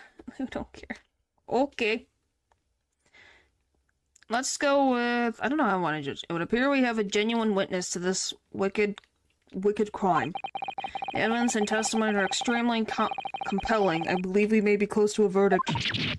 No. Wonderful news, Your Excellency. Wonderful. Nevertheless, it cannot be denied that this testimony begs one very large question. What question? Exclusive news, a startling photograph, all the makings of an exceptional story for the reporter. I'm interested about what's going on in the game. Okay. Why then was the story never published? Yeah, no problem. Go to sleep if you need to go to sleep. The stream will not go away, and the VOD will be up. Don't worry. Oh, that's right.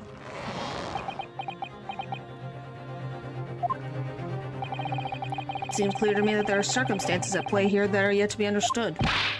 Huh, more pathetic excuses. I know it's not, but hey, sleep is important.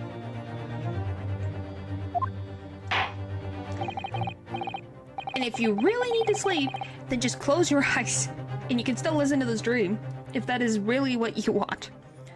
Very well then, counsel, proceed with your cross-examination. Yes, Your Excellency. There's more to this reporter than meets the eye.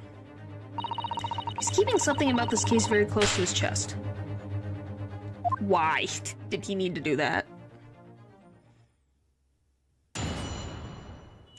Alright, cross-examination time. Finally, we got to the next cross-examination. That took so long.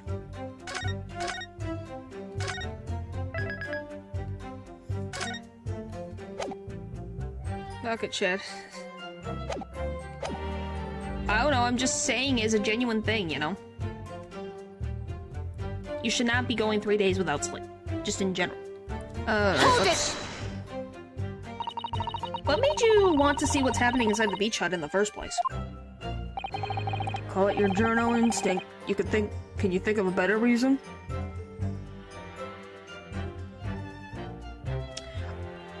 Well, I think you're the one who has to give a good reason. Oh, I don't know. Perhaps because as well as being a proven criminal, the person inside was a young woman. Oh, I see where you're going with this. Brace yourselves, people. He's painting the journal as a voyeur.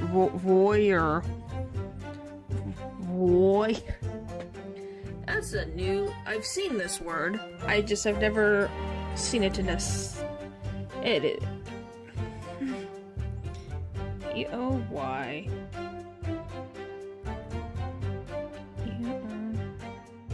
Person...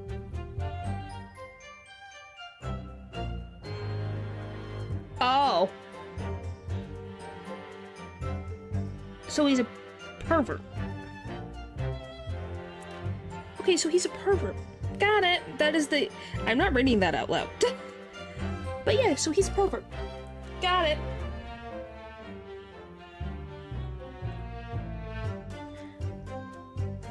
Voyeur. Is it?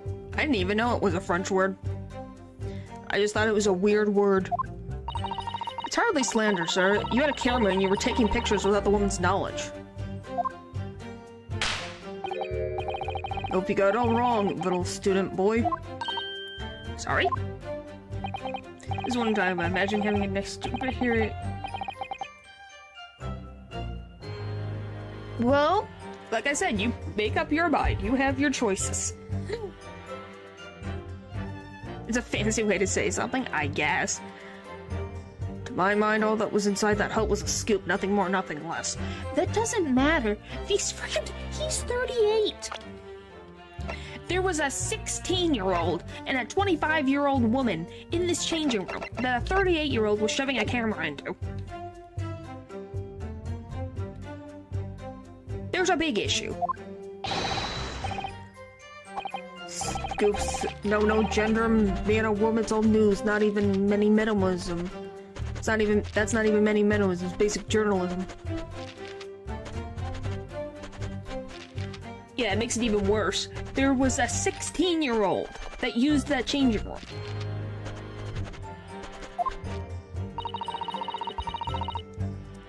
And once again, it's just like, what the frick?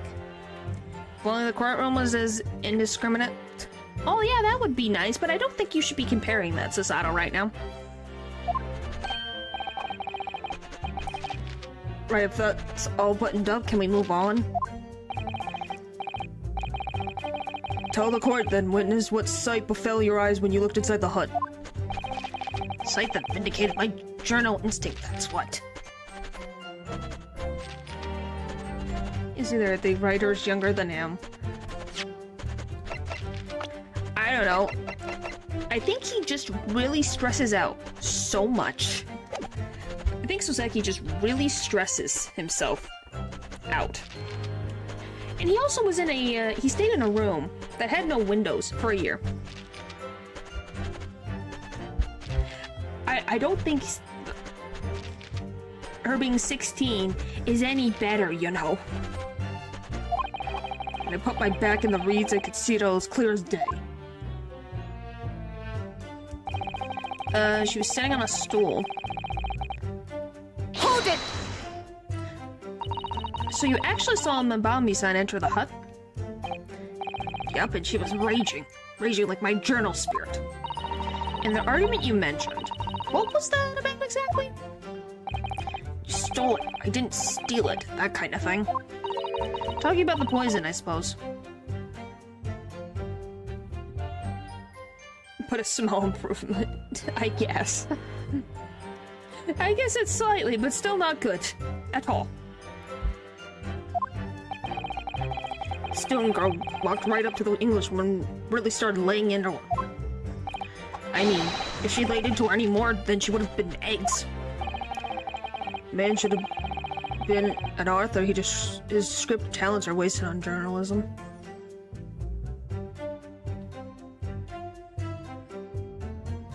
Oh my gosh. We're not even... it's not helpful, no matter what. That circus case is something that we just don't talk about. It doesn't matter if she was 16. It's still freaking weird. But the student's rants fell on deaf ears like Japanese persons listening to English for the first time. What the frick? He really ought to work on his similes first, though, to be honest.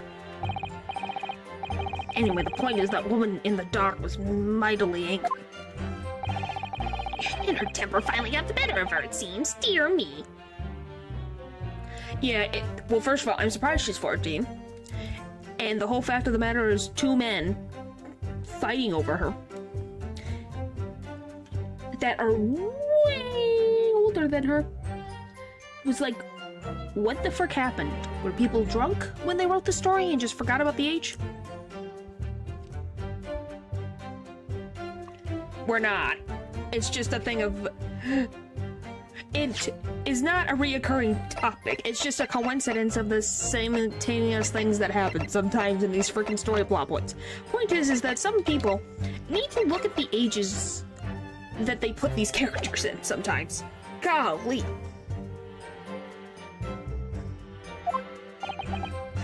Which was the climactic moment that I caught on film. Wow.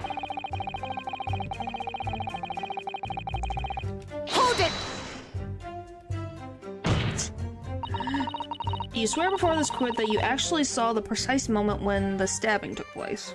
Huh. The precise moment? I didn't see just that. I saw the whole heckish scene play out from start to finish. I have here a simple plan of the beach hut. Perhaps you can use it to explain to the court exactly what you witnessed.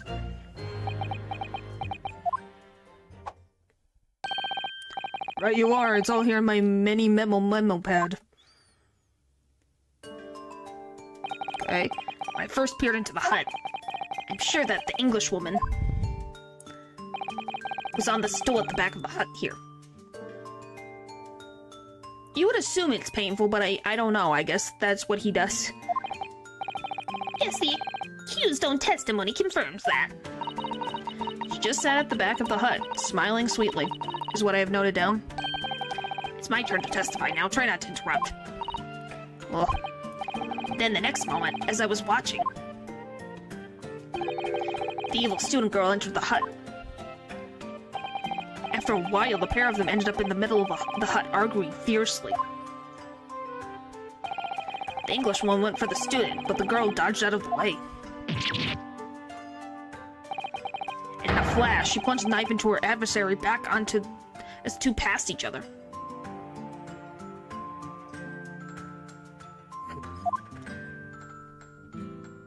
I think we've already established that he's a weirdo by putting a camera inside of a hut. What you describe as a grim case indeed. Never sugarcoat the truth. That's what many Minnowism is. The beach hut plan has been entered to the court record. By the way, many Memo-san, whilst you were watching that terrible scene unfold right before your eyes at the gap in the screen, did it not occur to you to try to prevent the tragedy, rather than capturing it on film? Journalists have to be observers. We can't get involved. That's our raison d'etre? What the fuck? Even though he's a witness, he can get, you know, especially in the court. I'm assuming that that is a thing that is going to be discussed at a separate point, because this is about the murder in particular. Obviously, he should be tried for, you know, trespassing and indecent behavior.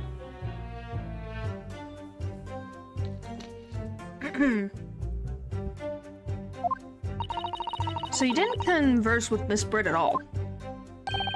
obviously not. An observer always remains on the outside looking in.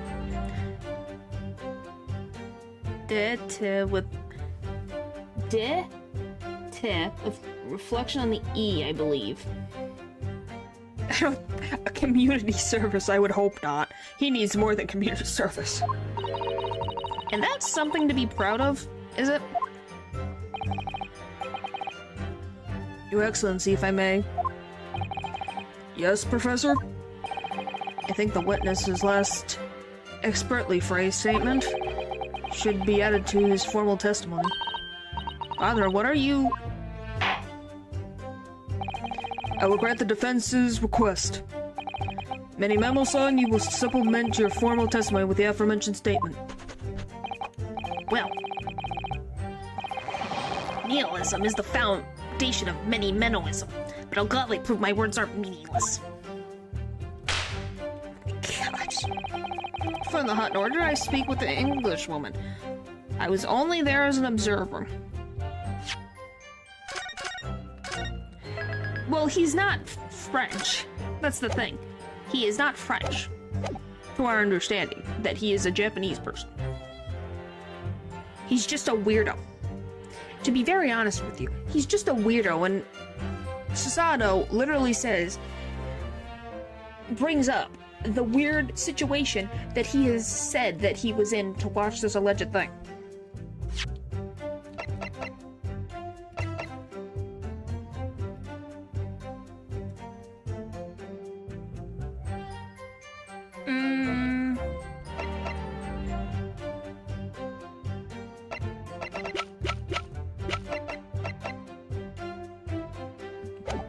No, this guy just in particular apparently likes to learn French.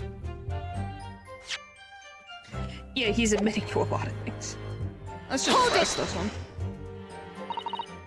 Really, you didn't set foot inside the hut at all. Are you quite sure about that? I think you may have the wrong impression of me. We're talking about a murder scene here. My nerves are stretched to breaking point already.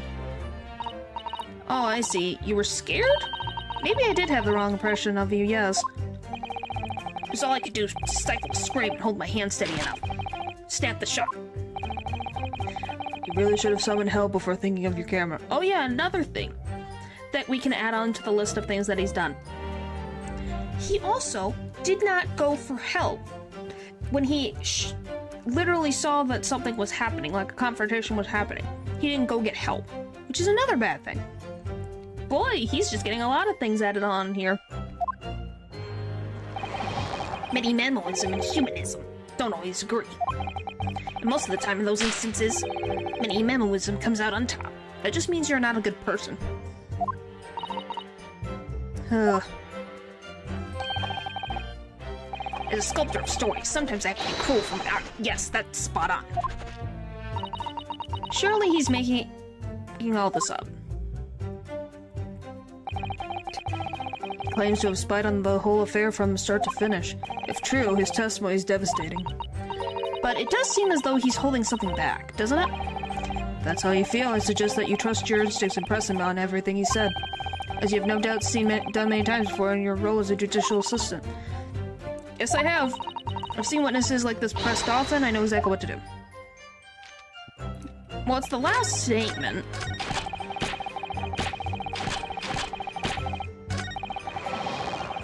You just have to figure out what could we put?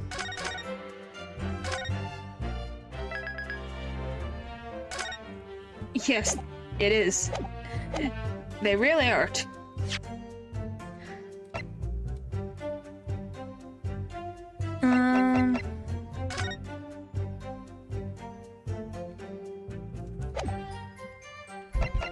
I don't think this is it, but Objection!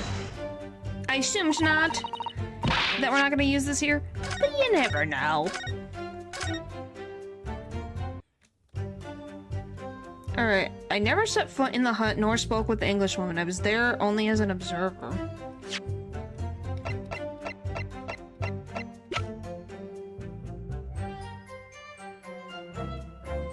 What, this picture? This is the picture he took.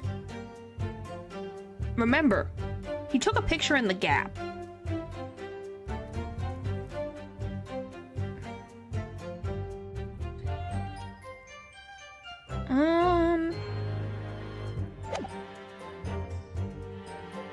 I never set foot in the hut, nor spoke with the Englishwoman.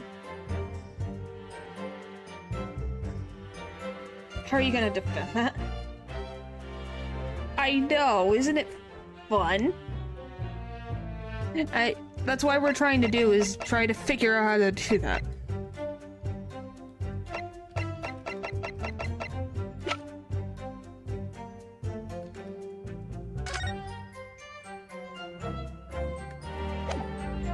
Is it gonna be this? Objection!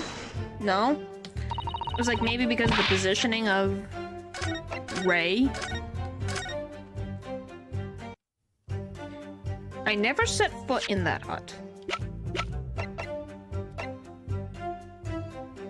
Seemingly concrete evidence is hard to defend, man. Yep.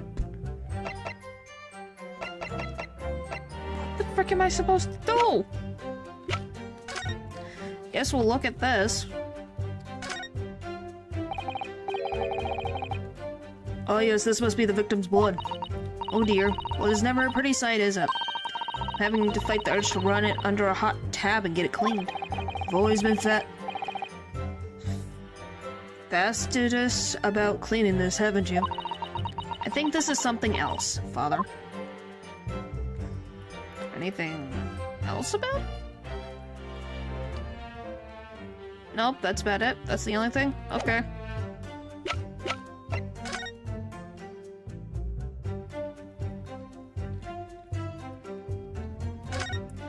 Alright. The label appears to be written in a foreign language that I don't know.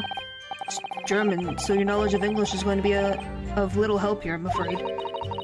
Couldn't you have just written medicine on it in Japanese? Then we'd all be able to read it? German is the international language of medicine, my dear. But yes, I can certainly see the merit in labeling the bottle in Japanese. Though I'm not sure medicine would be entirely appropriate. If this guy knows German too, this frickin' journalist has frickin' money.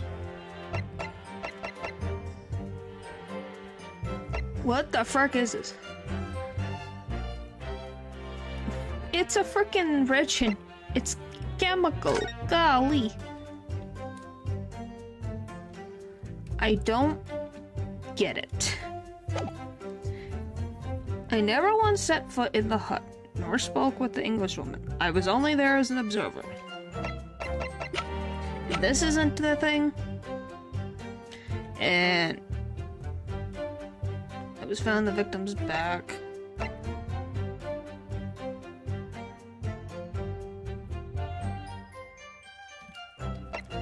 How would I say that he set foot in the hut, though?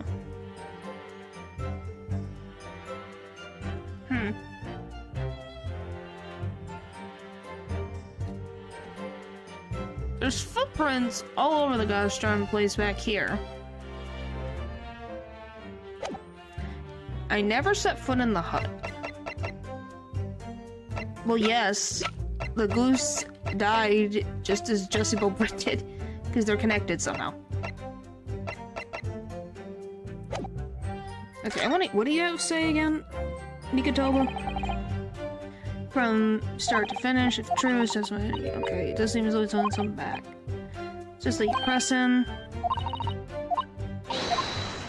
Okay, I did press every statement.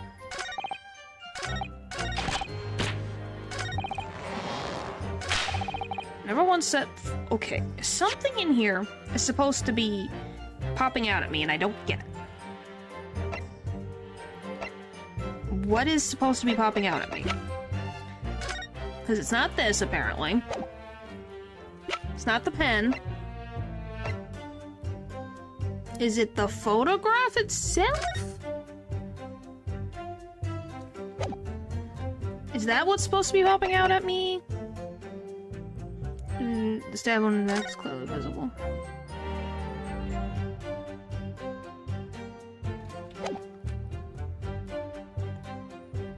Objection! Nope. But I try. You never know. Because it's this statement. Yeesh, this one just is friggin' rough. Where did the stabby stab happen? It happened in the hut. Objection! He alleged that it happened that inside the hut, like they were having an altercation.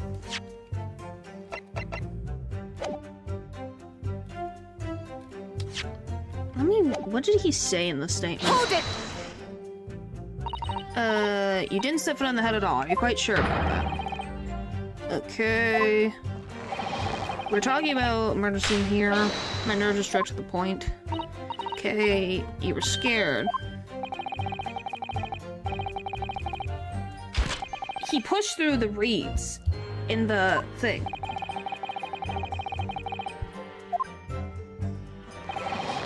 And humanism, they don't always agree. All I could do was stifle a scream and hold my hand steady enough to snap the shot. Blah, blah, blah. How the frick? Claims blah, blah, blah. Maybe it's a different statement, but you would think it would be that statement that they made me open. So there's plenty of gaps I could see through. Englishwoman was sitting on a stool where the girl came in and started arguing with her.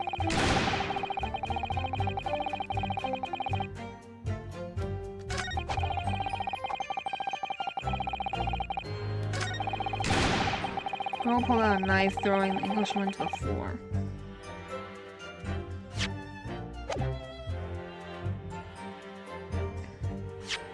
I'm just thinking how this looks.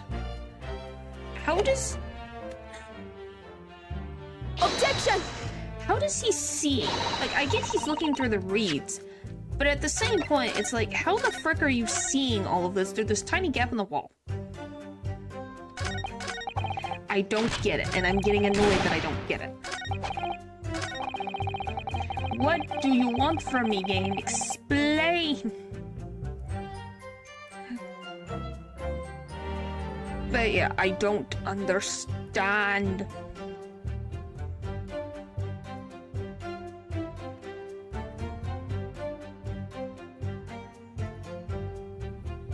Let me freaking...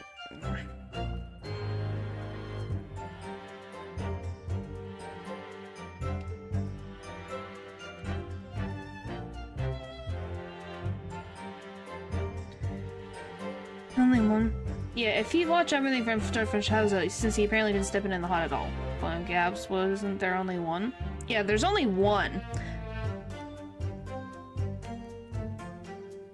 Let me freaking... Hold it!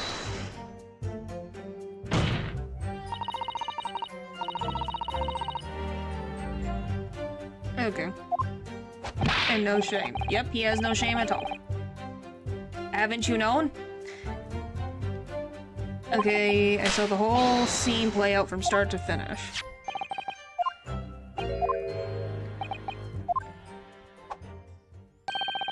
Right you are, it's all here in my many... Okay, let me... I saw the whole scene play out from the start. Yeah, that's the thing. Okay, so this was the whole thing of him explaining it, so we're trying to... Okay. Well, the thing is, obviously I looked up what the answer was, because I'm like, I don't get it. But apparently... So, you know the pen, how it has, like, RM initials? This is apparently where we present it. At this statement. Right here. Objection! Hey. Or is it this one or is it the next one? Am I confusing it with the next one? Yes. Yeah, remember his name is... what his name is. Okay, is it because... Okay, don't do this to me. His name has M. His full name... Well, because I knew as soon as I saw him, like, oh, he's the one who murdered her. Because the initials are RM, and his name is... Rye something. Objection! See, it won't take it, though. So, what does this mean, third... Let me read that stupid freaking thing again. First, examine, found purpose of the set foot in the house. This was on play. Okay, so you want me to re-examine the fountain... What the frick?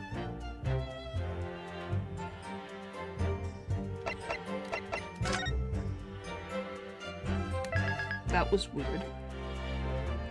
Okay. Oh, frick. Whatever. I'll live.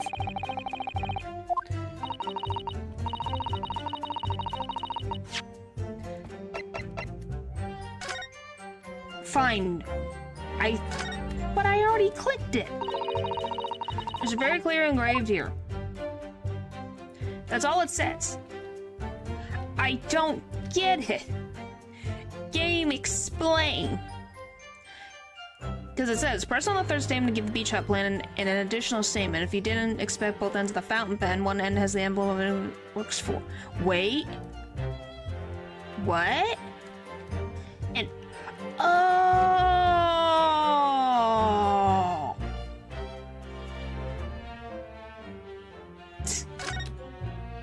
That explains everything. Okay. It's like, oh! That makes sense. Okay. There's some sort of emblem here, look. But it isn't a Yume University one. Must belong to some other organization, I suppose. A business of some kind. That would seem to imply that the pen doesn't in fact belong to Ray. Well, we found our answer, what was missing. Well, the thing is I moved around and I was like, oh, we have this. It did not show up unless I go specifically at the far frickin' end of this thing.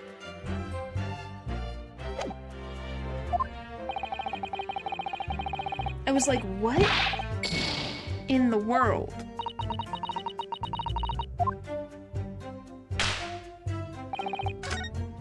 Oh.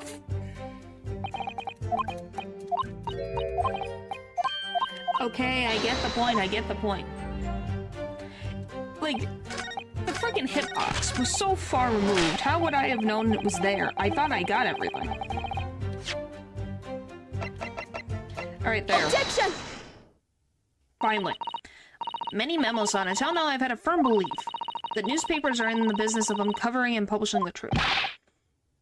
You're spot on there. The press doesn't lie, which is why I proved to wear the emblem of the Shoyu News on my arm. By the way, don't say that all news the press doesn't lie. That is not true. Some press do very much lie. In a way, that's more many-memoism. Yes. Sadly, though, seems the journalists who write for those papers don't always share the same passion for the truth. The herd is a Gen Z. Oh boy. Is that a good thing or a bad thing? I don't really know based on your statement. What are you suggesting with those recriminatory words, Counsel? Many Menmo-san, do you recognize this fountain pen? I think you woke Leo from their slumber. This pen was found at the scene of Miss Britt's death. In fact, the murdered victim was gripping it in her hand as she died. What are you? If you look at the barrel of the pen, you'll notice that its owner's initials are engraved there. Hear me out, oh boy. R.M. Yes, thank you for bringing that up, Counsel. The initials of the accused, Ray Mabambi. Is it a coincidence, I wonder, that your initials are also RM? Because his name is Rayton Many Memo. This is the first time I watched the live stream. Just for her. Wow. No! Rayton Many Memo. RM. Yes, it's yes, writing memos. Also, the animation that dropped today. Yeah, the point is that I think we know when the Herta is available for polling in the gacha. I think we know who's going to be first in line to try to get her. That's horse stuff. Can't you see? One of the centrals of many memoism is a pencil user. And yet, as the court will clearly be able to see, on your right hand...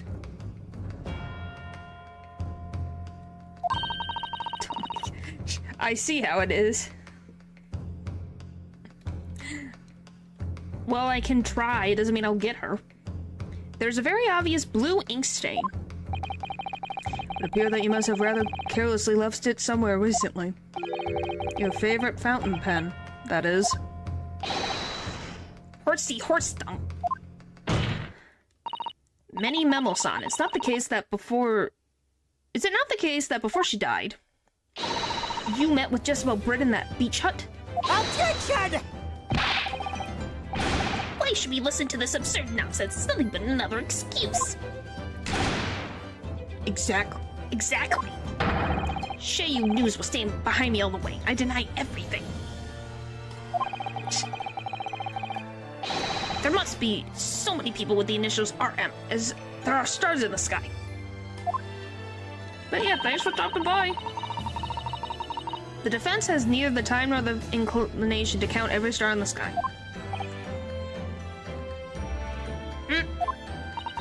And there's no need anyway, because this pen has more to tell. Yes, there is another clue. A clue that undeniably proves who his owner really is. In that case, counsel, the defense will now show the court where this alleged clue lies. Of course, Your Excellency. The clue on this fountain pen that clearly reveals the owner's identity is... this stupid thing. Got it! Oh my gosh. The point is, you both are saving it for different women that you fell in love with from the first time you saw her. Tapping the pen to his tongue. That's something people do with pens. Do you know why they do that with pens? I do wonder. Was there a reason why they did it with pens? Is that supposed to, like, help the ink or something? Like, not dry out? As well as the initials, there's also an emblem on this fountain pen. An emblem that you will, of course, recognize. Any memo, son? No basement, it's a strategic investment. I think it's both. Goodness me, it's the emblem of Sheu News. In other words, the owner of this pen is an employee of the Shoei News, whose initials are RM. I've been trying. That's what my guess is.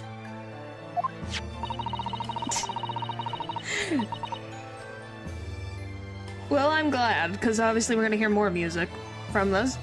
Some of the stars in the night sky don't seem so numerous, do they? Well, Many Memo-san, how do you respond? No!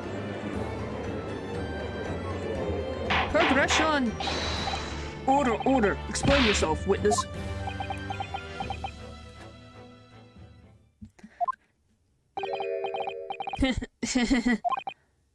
So, this is how the mighty Supreme Court works, is it? Using coercive tactics to have well-meaning citizens reveal harmless secrets. I've used nothing but honest tactics. Alright then. Fine. I won't try to hide it anymore. Yes, not long before that grim tragedy unfolded,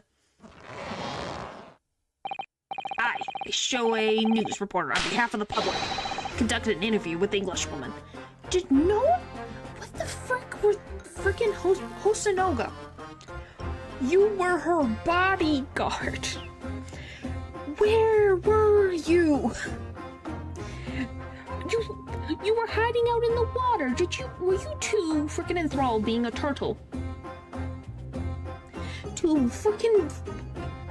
let a man just walk right into the hut.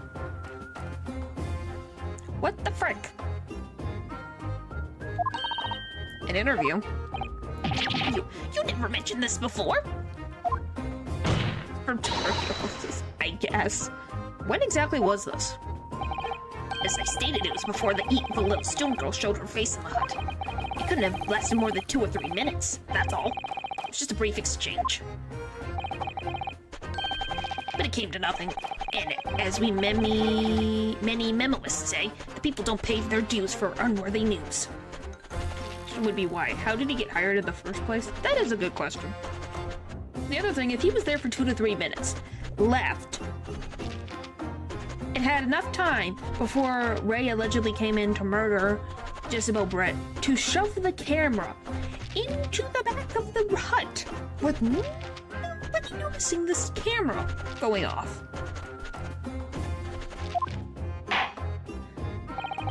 However insignificant you deem it to be, this court cannot overlook the meeting between yourself and the victim. You will testify now under oath about the precise nature of this meeting and what transpired. Got it. Yes, all right. But on one condition. Condition? In all good conscience, I couldn't speak out alone about this. You need to call back the earlier witness, Soseki Natsume-san. He's not looking good, yeah. Soseki-san?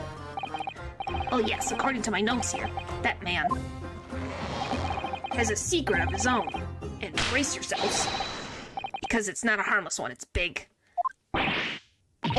What? Are you trying to air out his dirty laundry in front of the entire court? Is it related to the murder? Many memoism states that one man's secret is another man's front page story. Very well, I will grant the witness's request in this instance. Officer, summon the earlier witness back to the stand. So the old pencils weren't graphite. It was material mixed with lead, but really dense, so the material won't come off well. Oh, so that's why that's probably why they put it on their tongue, because it made it easier to, like, rub off. I don't blame you. Yeah, I'm gonna be honest. If it's not related to the case, why does Soseki have to talk about this? Soseki-san hiding something? And what would he hide? Would be water, so tapping pencil would make it pretty much ink. Huh. The witness's secrets. I asked the Englishwoman for an interview, but she denied, so I left the hut without making a fuss. Then, watching secretly from outside, I saw the woman being stabbed and the other witnesses come running.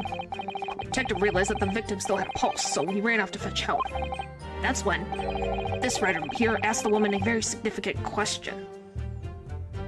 You asked her a question? But he didn't say anything about that in his testimony, which is why many memoism demands I reveal it now. Huh. Why would he ask Miss Britt a question? You mean to say the victim?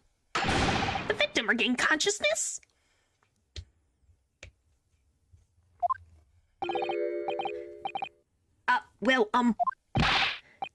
And when she did, you decided to ask her a question? That's, true, yes. He did. And that's not all. The woman gave him a very definite answer. He's eventually gone, hey ma'am, mind if I ask you something? Yeah, that's the thing, it's like, you would ask her, like, who did this to you? Like, that would be the first thing that you would ask her, you know? Like, who did this to you? Are you alright? Can you hear me? Where does it hurt? Like, you'd ask these regular questions. An answer that incriminates the accused.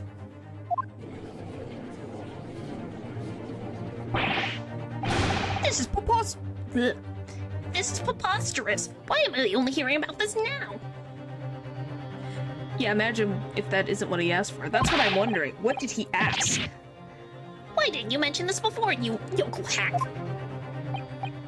It wasn't even a conversation. Yes, I did pose the withering English Rose a question. I won't deny it. But she could no longer speak. She was barely conscious, even. Counsel for the defense, I expect a thorough cross-examination to be conducted here. This court must and will know the truth. Absolutely, Your Excellency. The reporter is claiming that Miss Britt implicated Ray somehow? What on earth could have happened in that hut? Interesting. And she slowly fades away. Yeah, that's the thing. What implication did she give? Okay.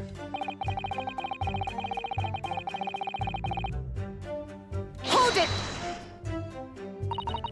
You asked her for an interview, you say? Of course I did. I wanted to ask her about the incident she was involved in at the end of last year. About the case in which Dr. John H. Wilson lost his life? That's not the way I phrased it. Many minimalism calls it straight talking. Calls for straight talking. Why did you murder Dr. Wilson? Is how I put it to her. Well, he got straight to the point, didn't he? Yes, that sort of talking is as straight as a ruler. Asking every question if you're asking for a menu in a restaurant, I'd say. It's the best way. A veteran at the paper taught me that. How did Miss Britt answer? With one simple phrase. Mystery is a woman's charm. Of course she would say. That sounds exactly like her. Holy moly, that's so... If you can encompass a phrase into one woman, it would be her. Phew. That told me. So I waltzed right out of there. Really? Something about that doesn't quite seem to fit together. Leave every room as if you're waltzing in a dance hall, I'd say. It's the best way. veteran at the paper taught me that. Wouldn't you ask more questions? Like, if that's all you got from her, you would ask more. Like, what makes you say that?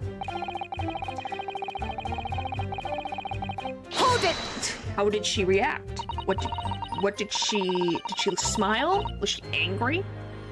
How did she pose herself? Things like that are important when you're trying to say that she said these things. That was very persistent of you, considering that Miss Britt had just turned you away. Persistent wins the prize. Many memoists will tell you that. Let them think you left just when they're lower their guard. That's when you swoop in for the scoop. I would hope to frickin' not. Once again, he's 38, she's 25. That is a he's literally almost 20 years her age. Golly. And the fruits of your labor are too apparent in this telling photograph. Oh my gosh. He doesn't take no for an answer. Yep, he does not. Though I'm sure the young yokel student would rather not be reminded of this damning evidence. Actually, it's thanks to that photograph that we managed to identify this witness. And now that you've found me, I'll tell you whatever you want to know. I've got nothing to hide. I'm sure. Please do go ahead, witness. The court is eager to hear what you have to say. Try to stop me. There's a story to tell here, and I'm going to tell it. Realize the victim still had a pulse. Hold it! Okay. And Soseki-san remained behind in the hut. That's right, yep. Our other friend here was blabbering wreck, shaking all over from head to his toes, mustache twitching, eyes bulging. Well, yes, if he's seeing a dying woman in front of him, that kind of makes sense for his behavior. What do you expect? You don't know the terrifying troubles that taught me whilst traveling abroad. Back behind baleful bars. They'll be coming for me, surely. That's all I could think. I felt as though I were grasping for air, drowning in a sea of cold sweat. Poor Soseki-san. His experience in London has scarred him deeply.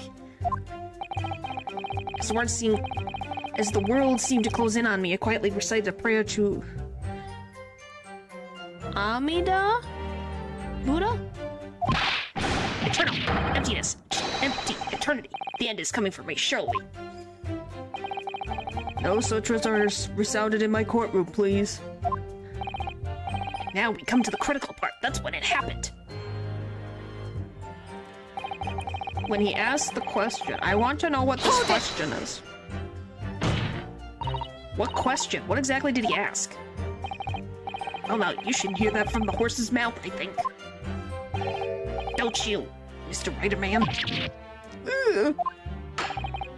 With it, you yokel hack! What did you say to the dying English woman?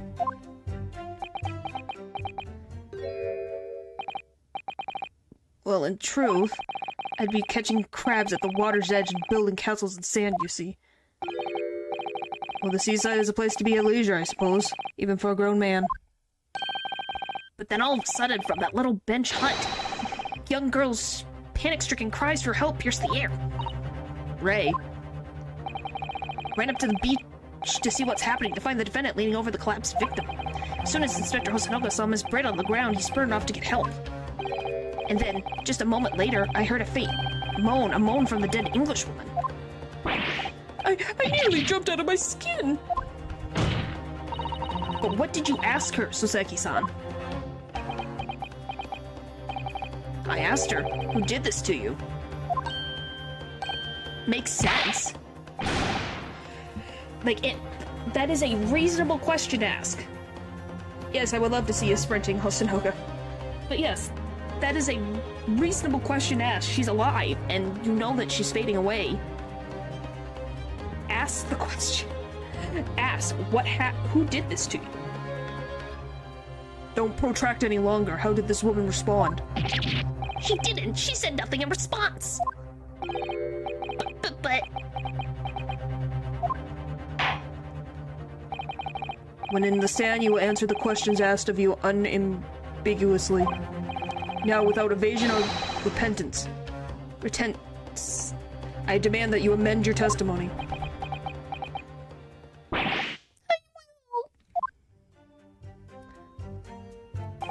I asked her who did this to you, but she never replied.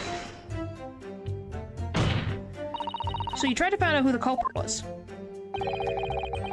He who asked a question is a fool for a minute. He who does not remains a fool forever. And having been labeled a criminal twice during my time in Great Britain, I was quick to make up my mind. Better to be a fool for a minute than remain a fool in prison forever.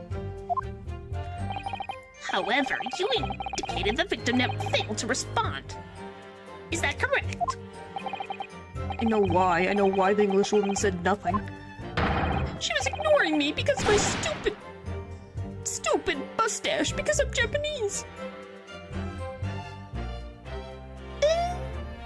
And that's not an impossibility with Miss Britt, but she was dying, so I think she had less of an issue. She had less time to be a jerk. And should not be picky. If her friend didn't do it, it's possible she got framed. Yeah. Oh dear, Soseki-san has really developed a dislike for the English, it seems. Having read the report on his time in Great Britain, I can't say I'm surprised at his xenophobia. Oh, we're gonna talk about that? We finally talked about that? The Englishwoman didn't ignore you at all, did she, Mr. Writer Man? Oh, yes, alright. She did respond in a manner of speaking, I suppose. She just lifted a trembling finger and pointed in the direction of the defendant. Hold it! Miss Britt pointed a finger at the defendant? Soseki-san, is that really true? Why are you twitching? It's not easy to stand here and say this, but when we first entered the beach hut, the Englishwoman was sprawled on the floor before us, with the student girl standing on the far side of her. And when I asked, who did this to you?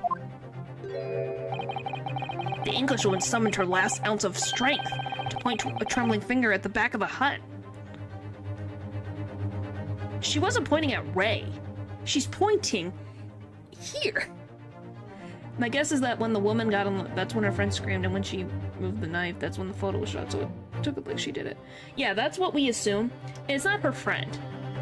Ray is, Sasato's friend. She did not like Jezebel Brett. If she pointed this way, she's pointing... What? We have to remember, yes, Ray is here, but guess who else would also be in the same direction of the hut? Mini Memo. Which was, it can't be denied, in the direction of the student girl who was standing accused today. Because remember the picture and the direction that it was taken from? Look at the picture. Not this one. This is the front door. And if she pointed this way, if Ray is here, who else would be here? You know? So, Jezebel Britt was not implicating Ray. She was showing the direction where her murderer went. That's where she felt she got stabbed in the back, so she pointed backwards. No. Suzaki-san, why on earth did you neglect to mention this in your original testimony? But fiddlesticks, I say. This is not a British court of law. You will respond in Japanese. Yes, of course, the Englishwoman did point her finger towards the back of the hut, but I was trembling, and she was trembling, and everything was a blur. And thinking about it, I feel as though perhaps she was pointing in a slight different direction.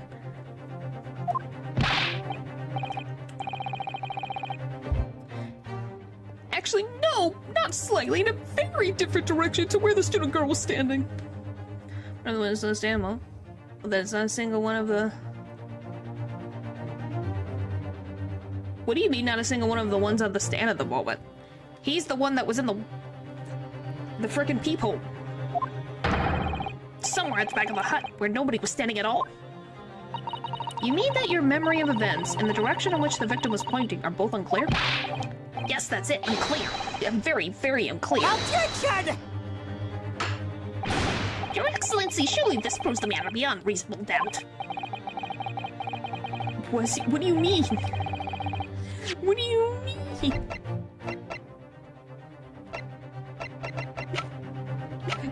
Maybe if I show it this way.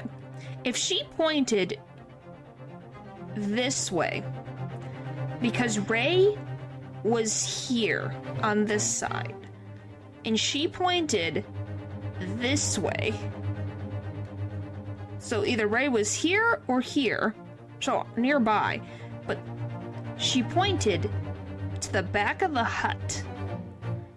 And do you see this at the back of the hut? So then when we look through his photograph, this is the same hole. So if she pointed this way, she's pointing right at him. Does that make sense? Yes.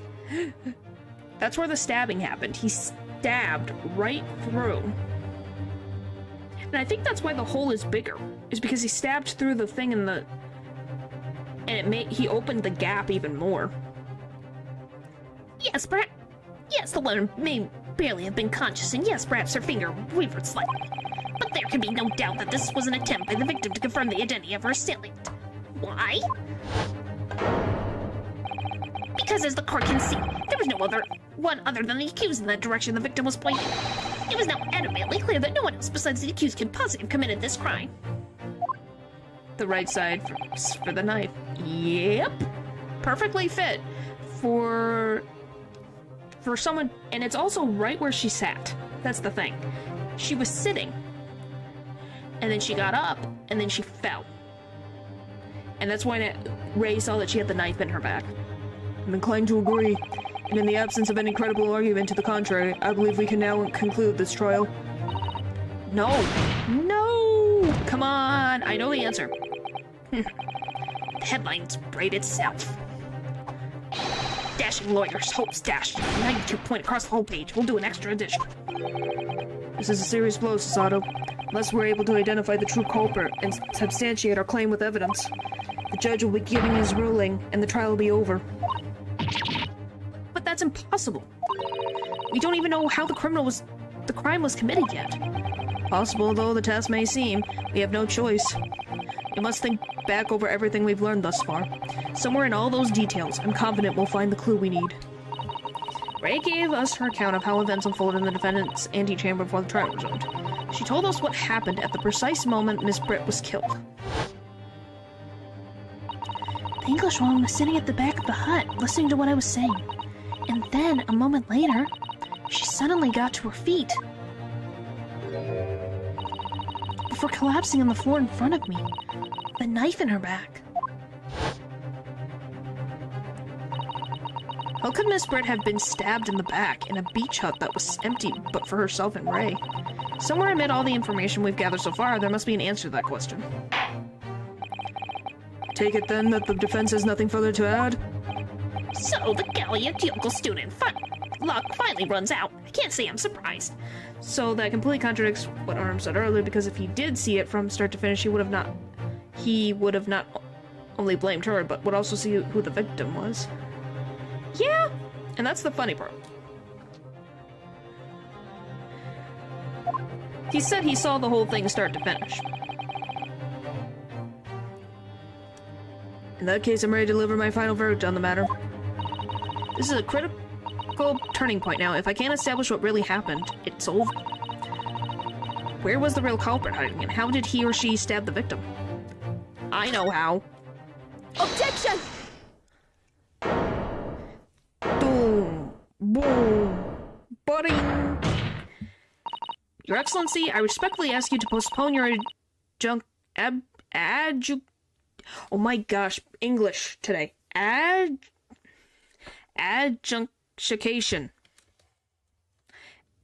Adjudication for the time being. This case makes me realize how precious honest people are. Yep. And such a headache for me. The most renowned man in his attorney. Second to Larry. Boy. Oh, to what end, counsel? The defense would like to present the court with an alternative theory.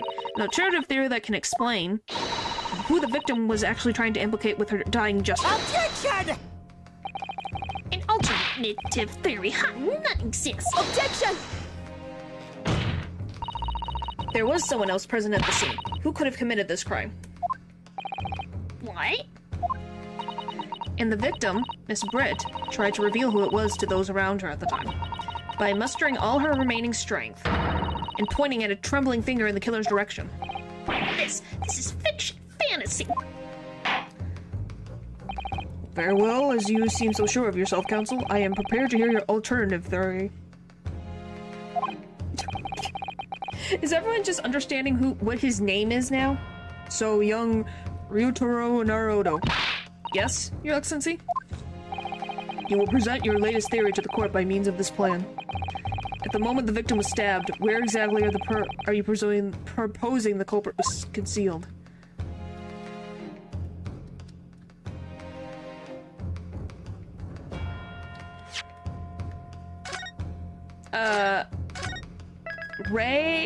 Writing mini memo. It is ouchie a noise someone would make when they're. You just realize? Why do you think I call him ochi or ouchie? Take that! The true culprit was in this area here. There, Counsel? That's right, Your Excellency. I believe the culprit was hiding in the location I've indicated.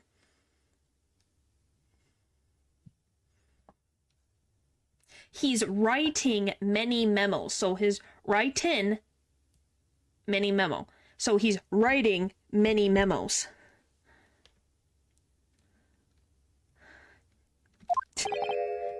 Why? Oh, well, that's rather hard to say. What the frick? I knew it was gonna do this.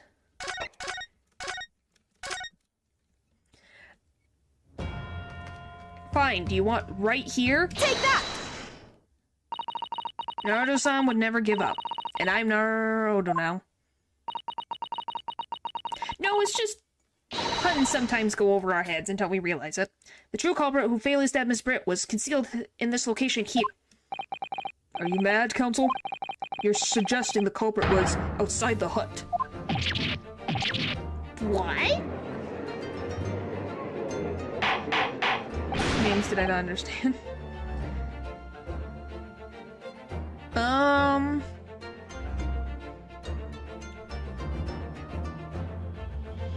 Well, look at Jessie Belle Britt's name. I think you could take a guess what the pun is. She's a, as they call a Jessie Belle, who's from Britain.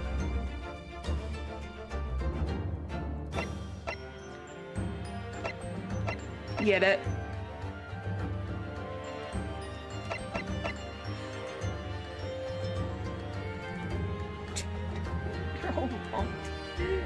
There's some, I don't remember, I'm taking a guess, obviously. Because Jessie Belle is like a term that is used. Brit, like, what people call, like, oh, you're a Brit, as in from Britain. Ace, attorney...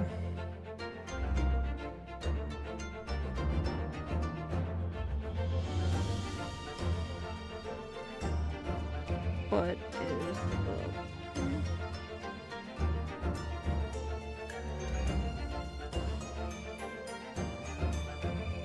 the... let's see, what does they have to say? So... It's a Sherlock Holmes reference. It's Jessie Belle Britt is a Sherlock Holmes reference. Dr. Watson was struck on the shoulder by a Giselle bullet.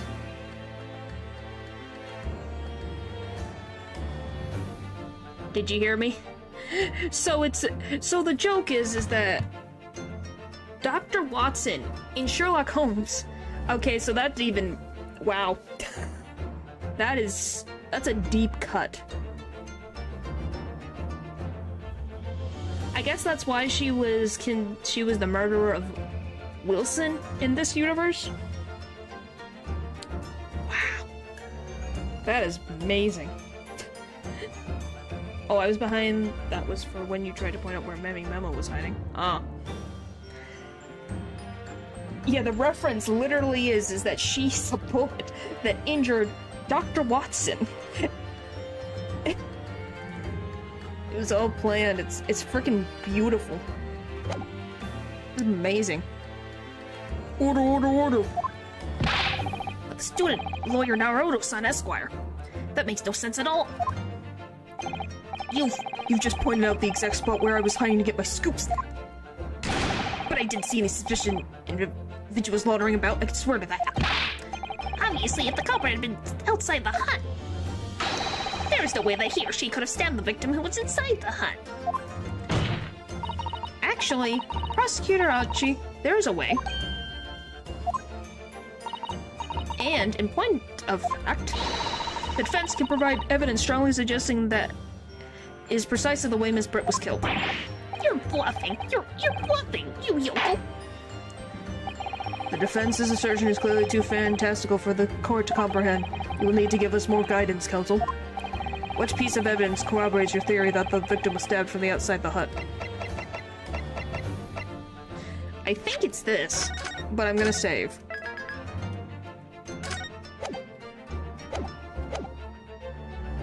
Take that! I think. The original photographic print of the crime scene? Yes, it's clearly visible in this print. The trace of the fatal thrust that was delivered from outside the beach hut. Objection! Do you take us for fools? There's no hint of any such thing. I'm not sure that everyone present would agree. Someone, at least, appears to have noticed what it is that I'm referring to. Counsel, once again, I must call on you to be explicit for the court. Where on this photograph is the trace of the stabbing which you claim to take place from the outside the hut? Bum bum bum bum bum bum bum bum bum bum bum. Take that! Look closely just here. In the screen at the back of the hut, you can see the effects of a blade having been forced through the reeds. No, I can't. I can't see any such thing. It's true that the hut in question has 4 walls, as you'd expect. However, by parting the reeds, a knife blade could easily penetrate them. This is extraordinary. Sorry, I'm cleaning my glasses. Yes. The true culprit actually stabbed the victim from outside the beach hut.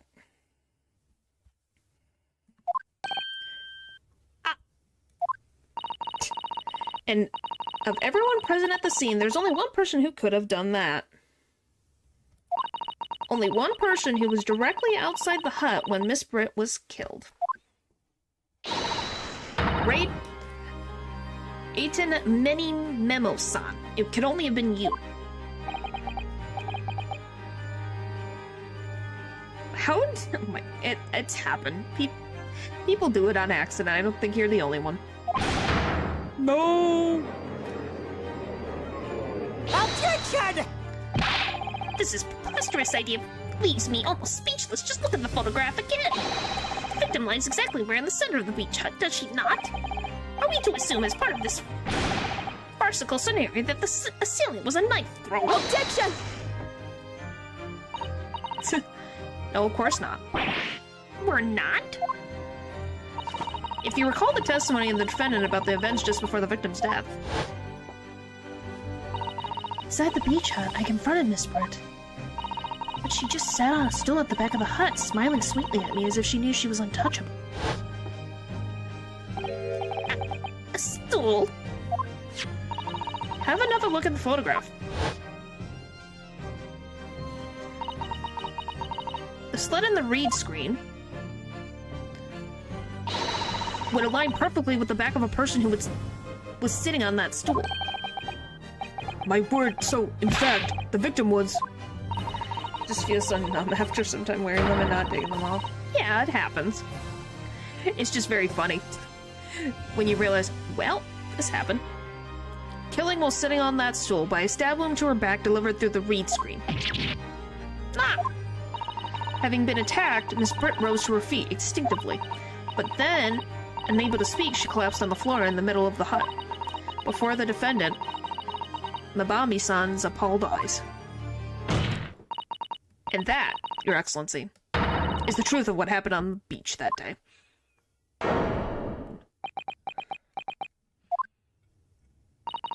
By your silence, Mini Memo-san. Yes, they got clean. I take it that you don't deny the charge.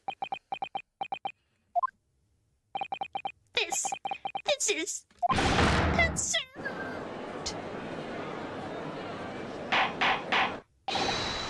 That will do.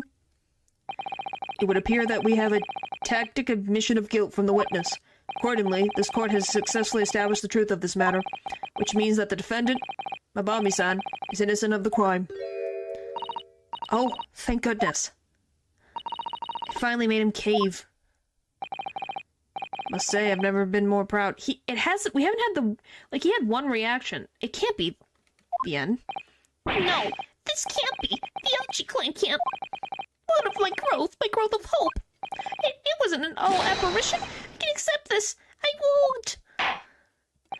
I see no reason for the continuance of this trial.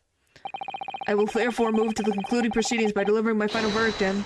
There it is. I was gonna say, it's not over yet. We haven't seen the crazy animation yet.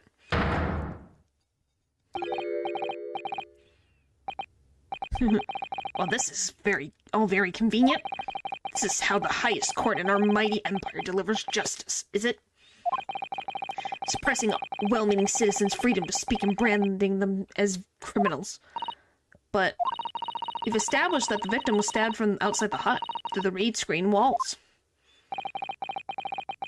No one but you was in place at the time to have his hands on the hilt of the blade. It's a perfectly logical deduction. So, your argument hinges on the location of whoever stabbed the Englishwoman, does it? Well, it seems a little irrelevant now.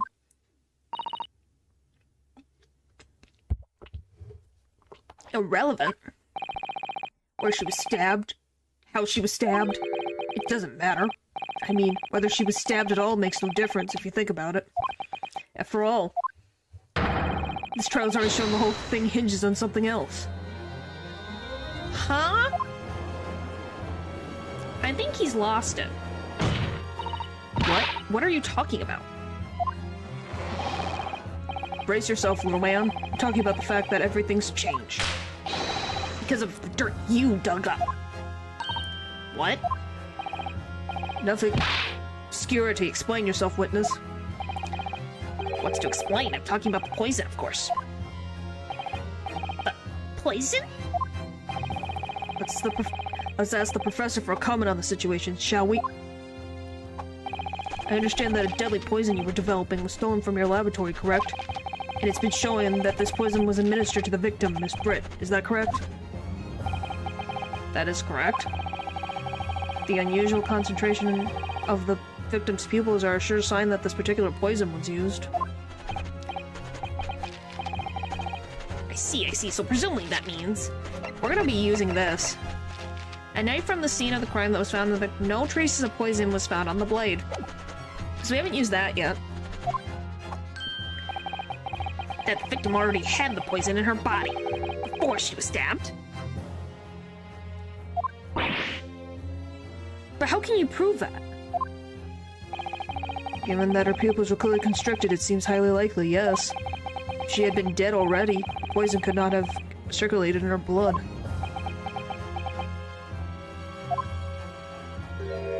Oh boy.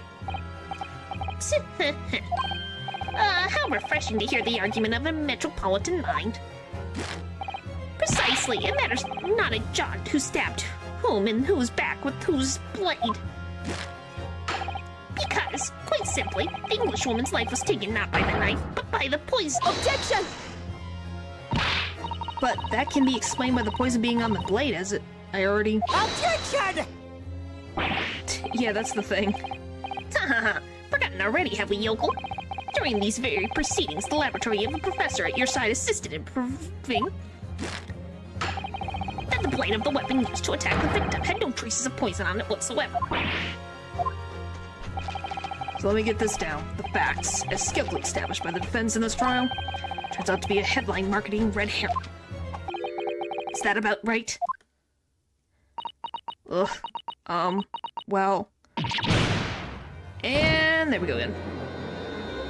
Well, the pupils constricting was something a part of that shows the poison happening. Like, that's one of the effects. Order. But where does this leave us? How, in that case, did the poison enter the victim's body? There's an undeniable, obvious answer to that. The lady most likely... Is that swallow it? Is that what that is?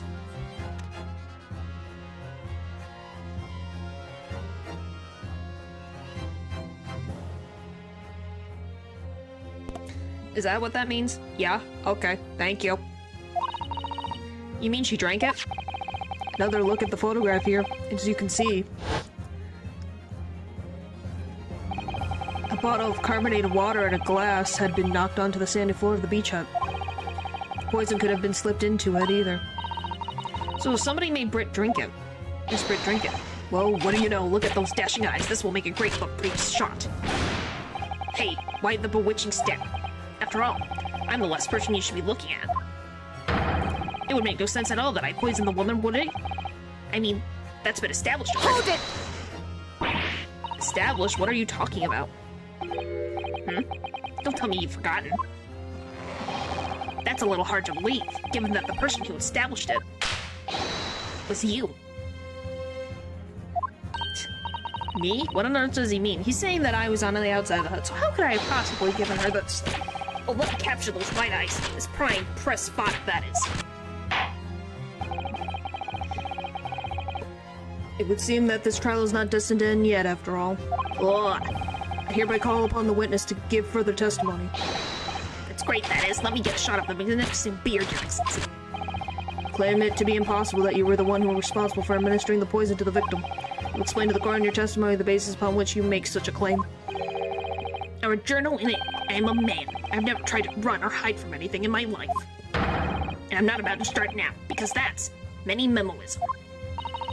For a brief moment, I thought I illuminated the truth, but it slipped right back into obscurity again. Just where is this trial going to take us? Somewhere. This is his final stand. Complete innocence. Oh yes, I stabbed the Englishwoman, and that is very fact that proves I'm innocent. No, it doesn't.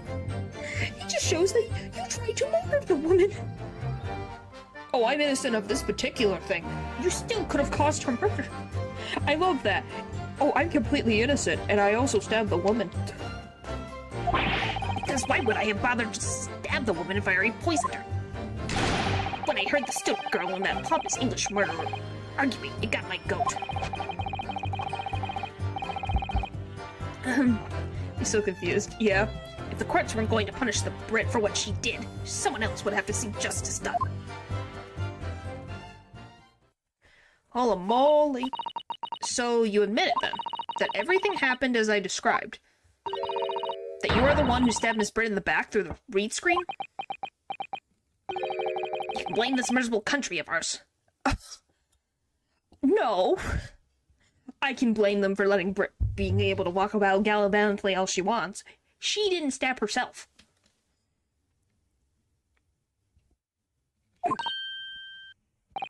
A country that bows to the pressure of foreign powers and lets murderers walk free. What kind of future can a country like that have? That's why I did it. I did what our pathetic leaders didn't have the guts to do. Slap bang in the middle of that charming lady's back. Plunged the blade of sweet justice right in there.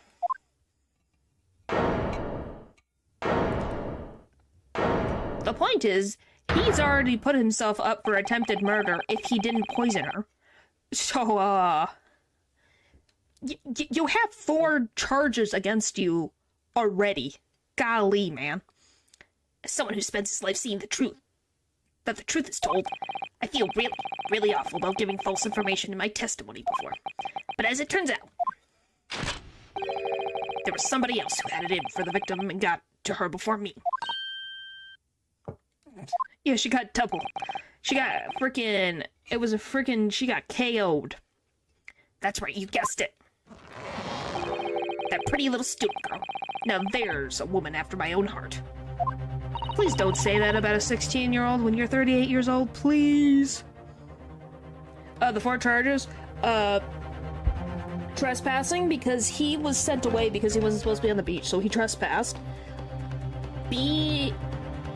Inappropriate behavior of looking into a hut with 2 women. The probability of underaged. Yes, he is 38 years old. The probability of he has a camera, so we have no idea if he had taken photos of implicating things. And now this. So the American conviction meant he wanted to protect the was under his excuse he could beat the charges still. All of them. All 4 of these. You could say attempted murder. If we're saying that, quote unquote, he didn't do the posing. But these other ones, he can't freaking deny. There's a 16-year-old that was in that beach house, that changed in that beach house. We don't know when he sat himself there. So we don't know how long he's been watching. So a 16-year-old was changing into her bathing suit in a hut where a man who was 38 years old could have seen her.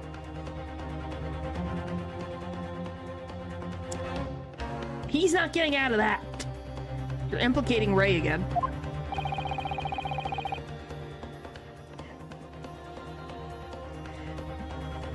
It doesn't make it okay for him to be peeking in on people. She's the one who gave me the poison to the English woman and her pitiful existence. Suddenly, snap. This journo here is off the hook. The argument is sound, certainly. If a witness has administered the poison himself, he would only need waited for it to take effect. Consequently, stabbing the victim in the back would have been entirely nonsensical. Yeah, I'm not saying you said it's okay.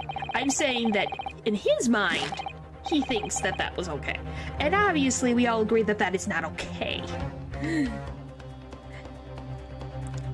therefore, this report has nothing to do with the poisoning. Yes, it's all quite logical. Archie, you're just sitting here waiting. That's right, it is. Logical and true. I'm glad you've all seen the light. Justice at last. This is unbelievable. And after I'd made so much progress in proving his guilt, is he going to get away with it now? But yes, I'm assuming we're going to show the pen. Somehow the pen is important to this. Alright, think of Kazuma-sama and Naruto-san. They never stopped looking for a way to forward until the judge's final gavel. Very well then, counsel. Proceed with what I assume to be your final cross-examination of this trial. Yes, Your Excellency. Obviously, I'm finishing the trial, because this is the last part. And all the crimes he committed, and that is 6 years and 6 months in jail, yeah.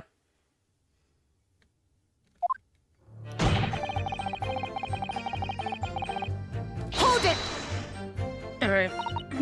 So, you do admit that you had murderous intentions towards Miss Britt, though. That woman's very existence offended my sense of justice. Your sense of... He's claiming some sort of righteous indignation.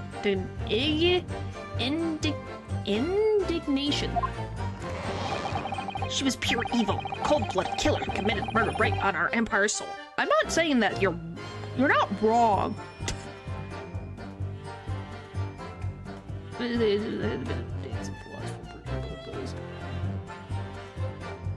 Well, they need to fix it.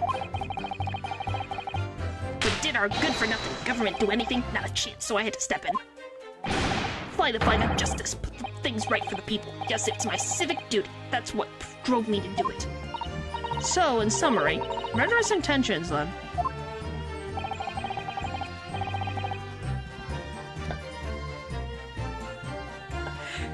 I don't know. Blame him. Blame this guy. Because my point is, that Englishwoman was a blight. So I had to do what was right for society. Yeah, a real wrong was done by the student girl in the dock, a crime for what she must pay. And you're saying he doesn't have to pay for trying to murder the woman? Are we all just going to deny? Are they just gonna walk away with, oh, he did stab her, but he didn't murder her, so that's not an issue?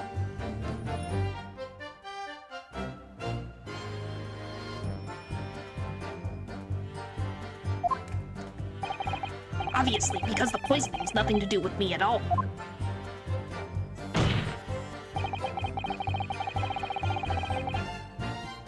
What is this, Twitter? No, it is not. It is not Twitter, I promise you that. Hold it! It's just because this guy freaking acting like it's nonchalant is what the problem is, and it just ends up being that way. So you still maintain that you didn't give the poison to the victim? Obviously, that'd be like putting a belt on your trousers when you're already wearing braces like these. The accused administered the poison following which this witness stabbed the victim. An unforgivable act, certainly, but not one of murder. That crime rests on the accused's shoulders. That is how the law works, you see, yokel. Who knows? You may even learn something here today. I wouldn't say it's me, I think it's you. 2 consecutive attempts on her life in the space of 2 minutes, quite a day for the victim. Do something that's evil, and you've got it coming. That's how the law works. The law of reckoning. That's not the kind of law this court upholds. You will reiterate what you were compelling to stab the victim, then, witness. Alright, let's roll back in. We're at the last little part here. Hold it! Just gotta get through this, figure out what to do, and then we can finally be done with this case. Which I got it done in 2 streams, which is pretty impressive.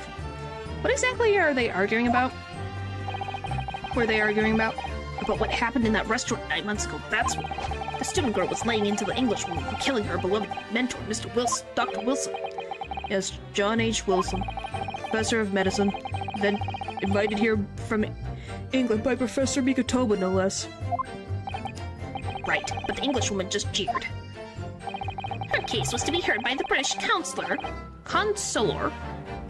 court in Shanghai. However, there is little doubt that she would simply have been acquitted and sent back to her homeland a free woman. Which makes me very angry that that was the case.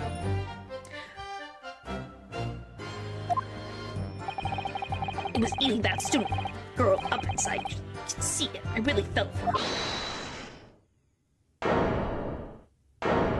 Is this Ray? I can't. I can't stand here and listen to this tripe. Ray? Young girl, you stand accused here. You can't just blurt out whatever you feel like it. No, you can't. Sorry, but I'm in the middle of some very important testimony here. Just keep quiet and listen. But this awful man is making all of this up. Sato, please, you have to make them listen. Turn to the dock at once, Mabambi-san. We're in the middle of a cross-examination. Hold it! Your Excellency, please, I implore you. That journalist is clearly not a trustworthy witness. Exactly, he's a filthy, rotten, black-hearted, bigoted, dirty, great peeping Tom. She's in the courtroom. She's the one on trial. What do you mean, how did she get it? She's on trial. She is the defendant, so she's going to be in here to see the trial. By the way, finally, we call him what he is. Thank you. Oh, take it easy there. Please, I really think the court should hear what the defendant has to say. Your Excellency, I see no need whatsoever to entertain the accused's remarks. We'll grant the request of the defense. But, Your Excellency! This is likely to be the final cross-examination of these proceedings. As such, I believe it would be ill-advised to stifle the defendant's obvious concerns. So, whilst recognizing that this contravenes regular protocol, I hereby call upon the defendant to speak. Yeah, just a little bit. Oh. Thank you so much, Your Excellency. It was nothing to... It was nothing to do with Dr. Wilson. We were discussing about the poison. Alright, so let's see what... Hold it! The The stolen poison that killed the victim, you mean? Well, was you? He lied multiple times. I suspected her of being the one to steal it. I mean, just think about how she killed Dr. Wilson. That's true. Additionally, Miss Britt certainly had knowledge of the new poison. Surely it would be no easy task to steal a highly secret toxin being developed for the government. Indeed, all visitors to the laboratory are thoroughly searched when they leave. Even if the thief managed to avoid being seen by herself or a colleague, getting the poison out would be very difficult. That's true. I pestered Professor Mikatoba until he agreed to show me the poison when I visited his laboratory. But as I left, I was searched from top to tail. Miss Britt rather bluntly revealed the existence of the toxin we've been developing, you see. And since Soseki-san expressed such an interest in it, I felt unable to refuse. Would be my worst. Yeah. Obviously, I gave nothing away other than the fact that it was an extremely potent substance. Very ashamed of myself. It's just that I've had a singularly terrible experience with a deadly poison. I wanted to look my old enemy in the eye. Surely you can understand that. To find out if my suspicions were true, I confronted Miss Britt about the poison. I told her that if there were to be an incident involving it somehow, it wouldn't just be the university. The military would be dragged into it. The whole government, even. It would be a complete disaster. And how did Miss Britt respond to your concerns? She just curled those beautiful lips of hers and said she didn't know the first thing about it. In English, actually. Ah, yes. Many memos-san. One question, if you don't mind. I do mind. Can't you see I'm busy? Clearly, you were outside the beach hut listening in whilst the defendant and Miss Britt were conversing. Presumably, then, was it you who wrote this article about what you'd heard? Exclusive deadly poison stolen from Yume Medical Research Laboratory. The story was published in this morning's edition of Sheiyu News. The details are too accurate for it to have been written by anyone else. Sorry, don't know what you're talking about. Huh! Yes, look at this. The entire article is almost what I said to Miss Britt. Word for word. Haha. Well, many memos-san? As a journal, and as a citizen of a free country. Oh, he's pulling out the free country card. I don't have to reveal my sources. That's a founding principle of many memos. Father's clearly right about this. That reporter did write that article, and he based it on whatever he overheard from the outside the hut. So that's what it was all about. You were trying to confer up the fact you were listening in. That's why you came up with that stinking story about me and arguing with her. Shut up. My stories never stink. Look, whatever you say, little girl, it doesn't alter the facts. Your Excellency, there's something I want to say, and I want it to go on record.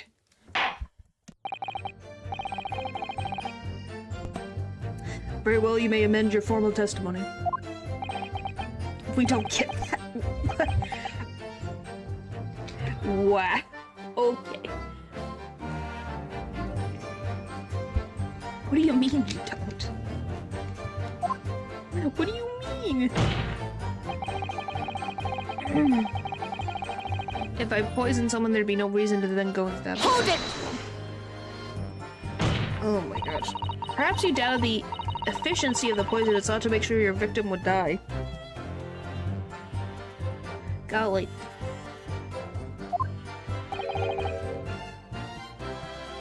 That's worse. What? That would be like pouring pepper on your Chinese ramen before you even taste it. Completely reckless. Really? That's stupid. Although it might surprise you to learn that I am a bit of a impetuous pepper pourer, as it happens. No, it is not in the same. What do you mean? They have to have a warrant. Or implicated reason to do so. Once the victim had taken the poison, she would have been only minutes away from death. And yet, this man then proceeded to stab her in the back as well. It's weird to break down... That means any policeman, if they are of corruption, not if they have a suspicion. Well, they'd have to give a reasonable suspicion. There has to have been a good reason for that. If it was the reporter who gave the poison to Miss Britt, then clearly he must have done it prior to Ray entering the hut. Yes, that's undeniable. But between him leaving the hut and the victim being stabbed, there was one very crucial change in the situation. Sorry? What change? The reporter overheard the conversation between Ray and the Englishwoman. Yes, that's it. That's when Memo-san first found out the exact nature of the poison he used. That could be the key here.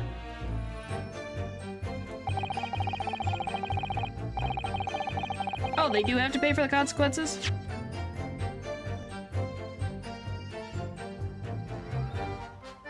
They can be punished. Don't even... We're not getting into this today. It is property damage. That's a whole thing. Let's see. Deadly procedure developed.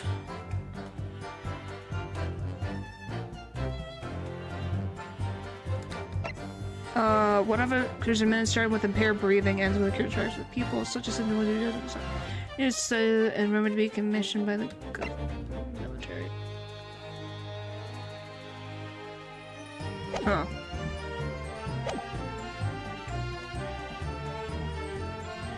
If the victim had unwittingly taken the poison already, the reporter would have had no reason to stab her. On the face of it, that logical sounds entirely reasonable. But there's no question that this man was responsible for Miss Britt's murder.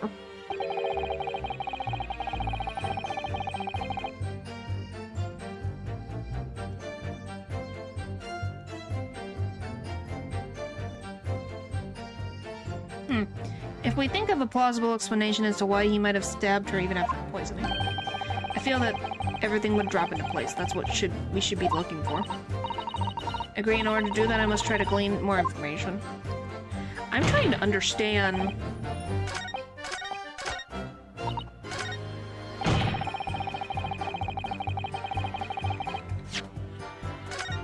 I'm assuming, so he only knew afterwards?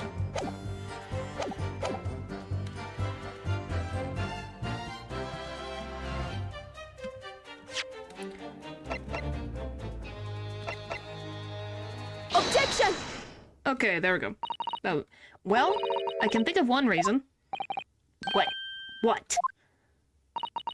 But before I can explain, I'd like you to confirm something for the court.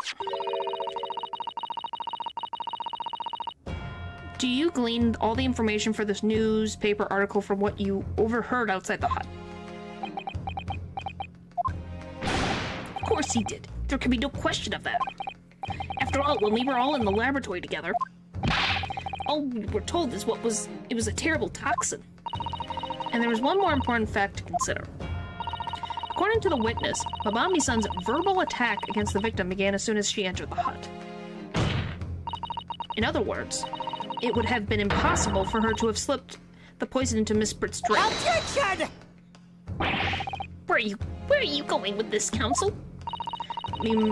Many Memo-san has made it quite clear that he observed every single thing that happened in the beach hut. If the defendant had somehow found an opportunity, this man would have seen it. Which means that Miss Britt could have digested the poison while the defendant was present. In fact, it must have been administered to her before Mabami-san entered the hut. He was very articulately put. When I walked into the hut, I immediately started to press Miss Britt about the poison. At which point, Minnie Memo-san overheard some worrying information. Yeah, he is not as cunning. Worrying information? What worrying information? The information which he subsequently included in his newspaper article, namely, that the poison was being developed in strict secrecy and that it couldn't be readily obtained. Absolutely. In fact, that's quite an understatement. The only possible place it could come from is my lab. And furthermore, anyone afflicted by the poison would exhibit telltale signs of death. Extreme constriction of the pupils. Yes, it's quite stark when you see it. There are other poisons that show similar symptoms, but not among new substances that are undetectable. In other words, it would be clear that the victim's life had been ended by the use of this particular poison, which would reduce the number of suspects only to a handful of people. Moreover, my laboratory is aware of the unique properties of the toxin we've been developing. None of them would have been foolish enough to attempt to use it for some nefarious deed. The Bombi-san being no exception. Therefore, we can conclude that whoever administered this unique poison to the victim was a lay person, unaware of its telltale properties. In other words, someone like you. Written many memo. Golly, finally. It was you who stole the poison from the laboratory that day. And it was you who administered it to the unwitting victim. Wow, so for once, Jessie Bell Britt didn't steal poison. I'm impressed. But you quickly realized that was a terrible mistake. Because the poison caused such unusual symptoms and was so traceable. So you listened in from the far side of the beach hut's thin walls, so you learned of these facts. But you'd already given the victim the poison at that point. It was too late. So you hatched a plan to disguise your mistake. A plan that involved stabbing the victim in the back through the reeds. Objection! But what good could that possibly do? Isn't it obvious, Counsel? The plan was to kill Miss Britt before the poison could take effect. Once in the blood, the poison causes the onset of pupil constriction, but he had hoped to precipitate the victim's death before that happened, hadn't he? Exactly. Because without any revealing signs of the new secret poison's use, no one would have ever suspected. This is extraordinary.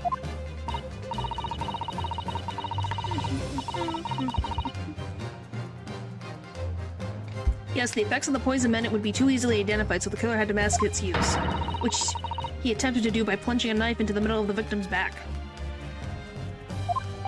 Yes, it is karma, isn't it?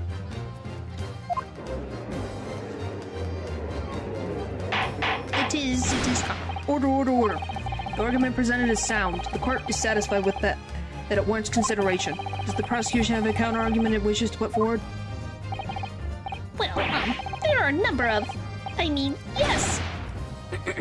I counter completely. Objection! Golly, please end soon. My voice is dying. The prosecution's evasive response clearly shows that in much the same way as he nurtures the remnants of his top knot, he is clinging to lost hope. Lost?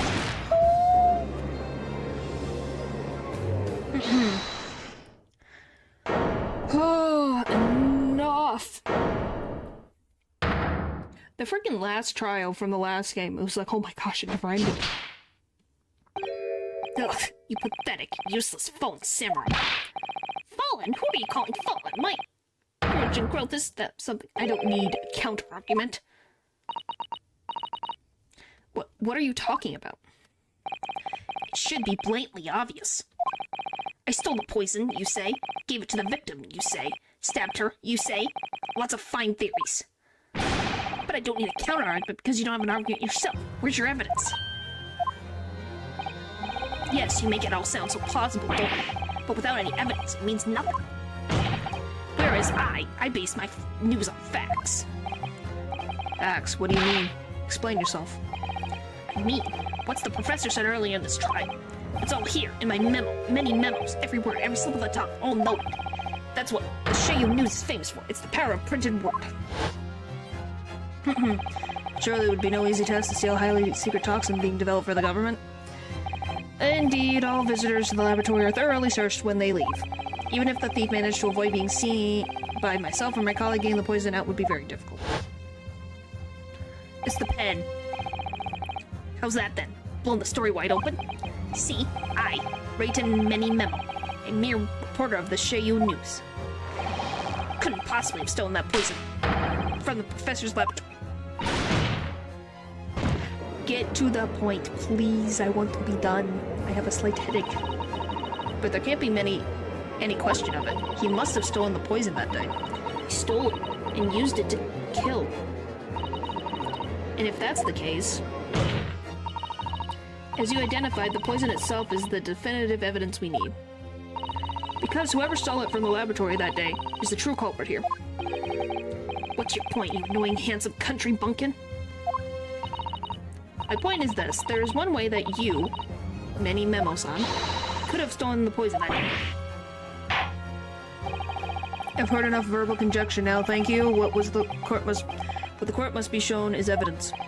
What proof do you have that this witness stole the poison on that day in question? Take that! The proof, Your Excellency, is this fountain pen. I don't know how he did it. I'm kind of curious how he did it. Fountain pen, how could that possibly be relevant? These magical pens somehow seem to have enough ink to write many thousands of kanji characters. I believe they arrived in our country for the first time some 15 years ago now. I swear by a weasel hair, calligraphy brush, and nothing else. These newfangled pens are merely a fad. Well, as for thinking of man of words, obviously I love my fountain pen. Stuck up on whatever. Oh my gosh. Let's just continue. That's right. Fountain pens have a small reservoir in the barrel, into which ink is sucked up through the nib of the pen in order to write that with the latter. What is all this talking of sucking up ink have? Ah! I'm sorry, I can't anymore. My throat is dying. And just as it's possible to suck up ink into the reservoir, it's also possible to eject it through the nib again, of course. My word, can this really be? Well, Memi Memo-san? When you saw the deadly poison before your eyes in the laboratory that day, you used your fountain pen, your very lifeblood, to steal some of it, didn't you? By softening the poison up through the nib and into the pen's reservoir. Objection! More absurdity, that never happened. True, we've heard that there were procedures in place to prevent thefts like this from the laboratory. Would any have thought to look inside a fountain pen of all places? No, I'm not. I'd be too scared for something like that. No, I'm a little ashamed to say that for fear of offending our guests, such as a detailed search would not have been conducted. Well, this is quite startling, I must say. Voice acting with Jack. I'd have to be very careful if I did anything like that. I remind the court that this pen was found in the clutches of the victim when she died. You want to do the judge's voice? Oh boy. In other words, it was dropped at the scene by Many Memo-san. So the crucial question is, when exactly was this pen dropped? Are you suggesting? The natural conclusion is that in your haste to act whilst the victim was distracted for a moment, you dropped the pen after you emptied the poison from it into a glass. Objection! There could be a number of alternative explanations. For example, Better subs for more than a month. Maybe I would also just have to think of how I would do it, you know, if I did something like that. the witnesses could have been using the pen to write down details of conversation with the victim. And when shocked by one of her outrageous answers, the pen fell from his quivering hand. Objection! No, that can't be. If it was, how do you explain why the pen was devoid of ink? What? As you can see for yourselves, if you examine the evidence, there would appear to be no ink present in this reservoir. What newspaper reporter goes to interview someone with nothing in his pen? I'll just play the voice acting will come naturally. Yeah, I was thinking Discord, but then I have to think of the whole thing, set it up, and do all that stuff, and it's like, ah. It's not an impossibility, just something I would have to think about.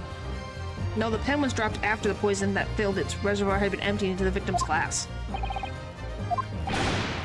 Witness, what do you have to say in your defense?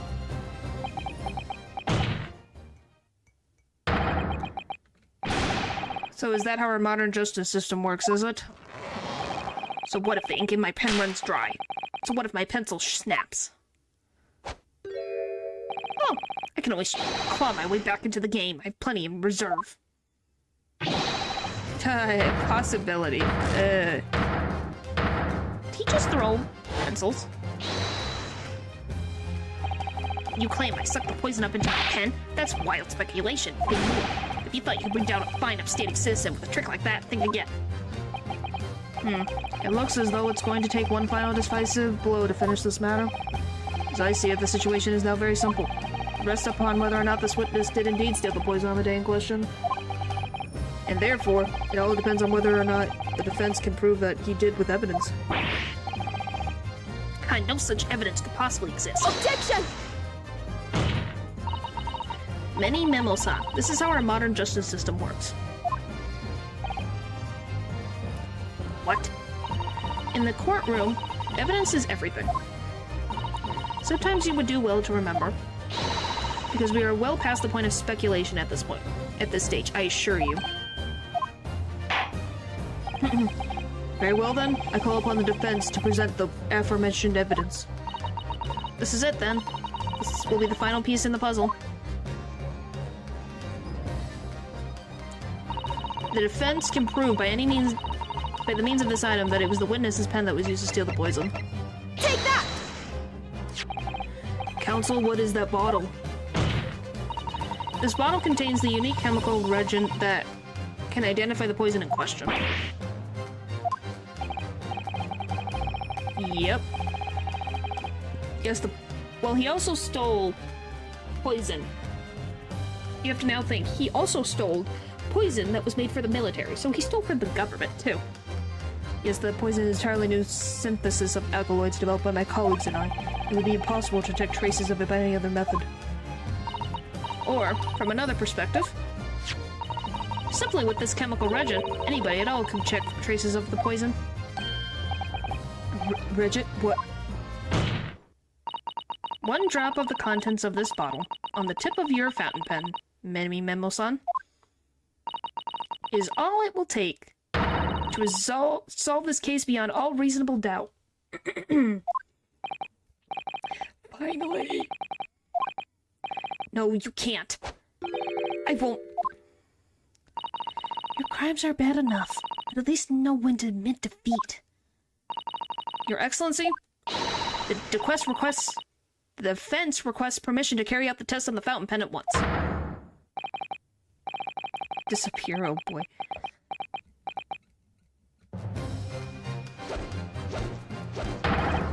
This isn't my fault. The Empire drove me to this. I'm trying to hold it against its high civilian system battles in front of the powers when I took up arms on my battlefield. All the names of justice, races, and many.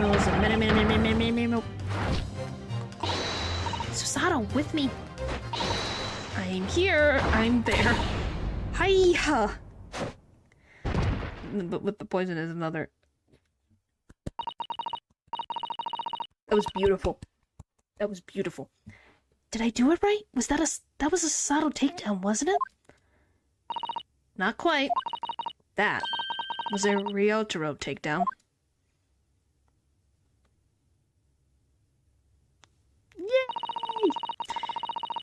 The instant the first drop of the reagent touched the nib of the fountain pen, it was clear to everyone present.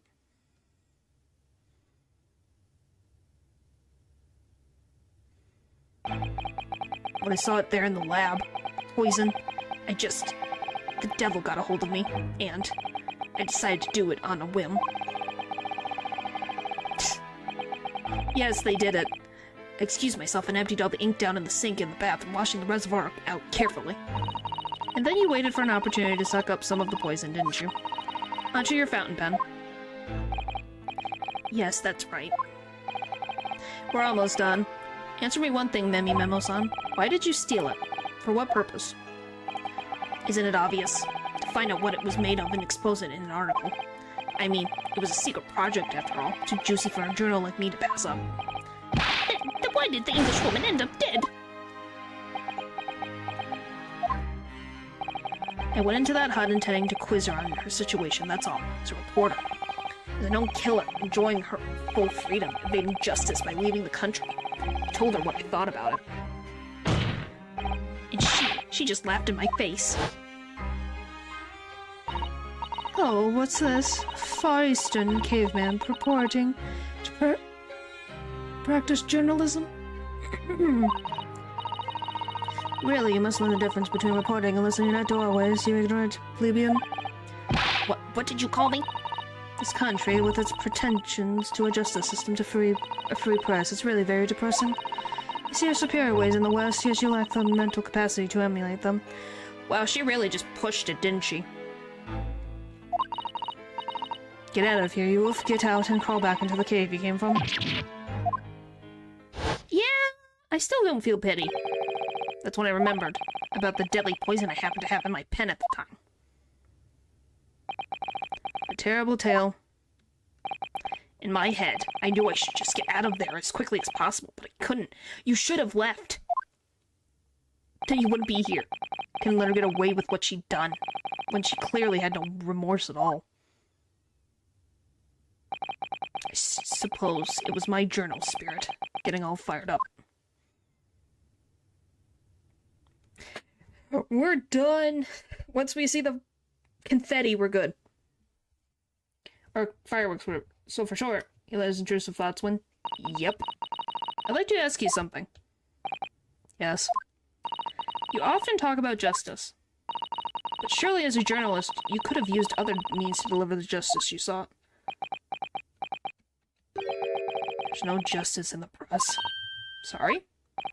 After that trial 9 months ago, I kept digging and digging to find out what happened in that courtroom.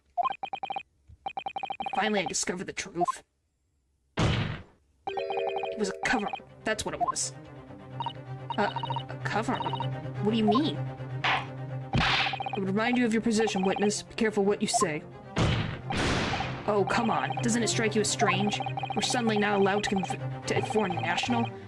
Consular jurisdiction should never have come into it. And yet that puffed-up Englishwoman was going to sail away into the sunset, a free woman. The only possible explanation is that behind the scenes, some deal had gone down between Britain and Japan. What sort of deal? I've done my research, dug up all the dirt. It was all ready to be published. But you know what happened? The editor just tore up the article up. Came under pressure from the government, you mean? If our government is going to let criminals walk free, if they're going to crush the free press, then what choice do I have to see that justice is done myself? Let's not forget, Memo-san, that you committed murder yourself, and you tried to lay the blame on the defendant's door. I'm sorry, but you're no better than Jezebel Britt. It's true. You tried to blame some innocent girl for your crime. If you felt that it was justice, you should have owned up to it yourself. The truth is, you have no right to talk about justice at all. I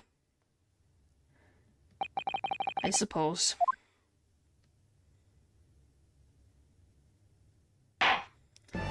It would appear that we have reached a conclusion in this trial at last. Fine. Counsel for the defense, Ryotaro Naruto. Oh. Yes, sorry, Your Excellency, just using the manly way here. It's almost undeniable that this is your first experience of the Supreme Court. It was an excellent performance. In truth, it very much reminded me of your cousin's exploits. Oh, Naruto, Yunosuke, you mean? yes, she is using his last name. The way he handled the trial 9 months ago and the way you handled this one Gives me hope that we are genuinely entering a new era of justice in this land. That's very flattering, Your Excellency. Hearing the defense put forward today made me feel most keenly that the future of our justice system will be forged by you and your contemporaries. Thank you. So, Prosecutor Uchi, do you have any final thoughts?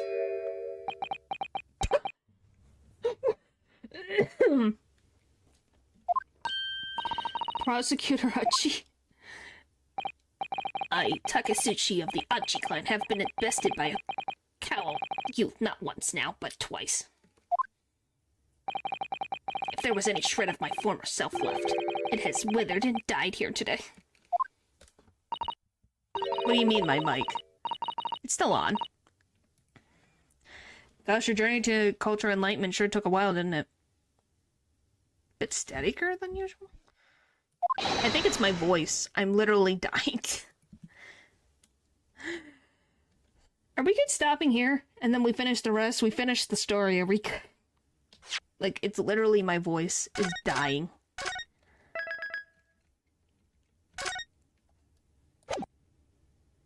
My vocal cords are just done.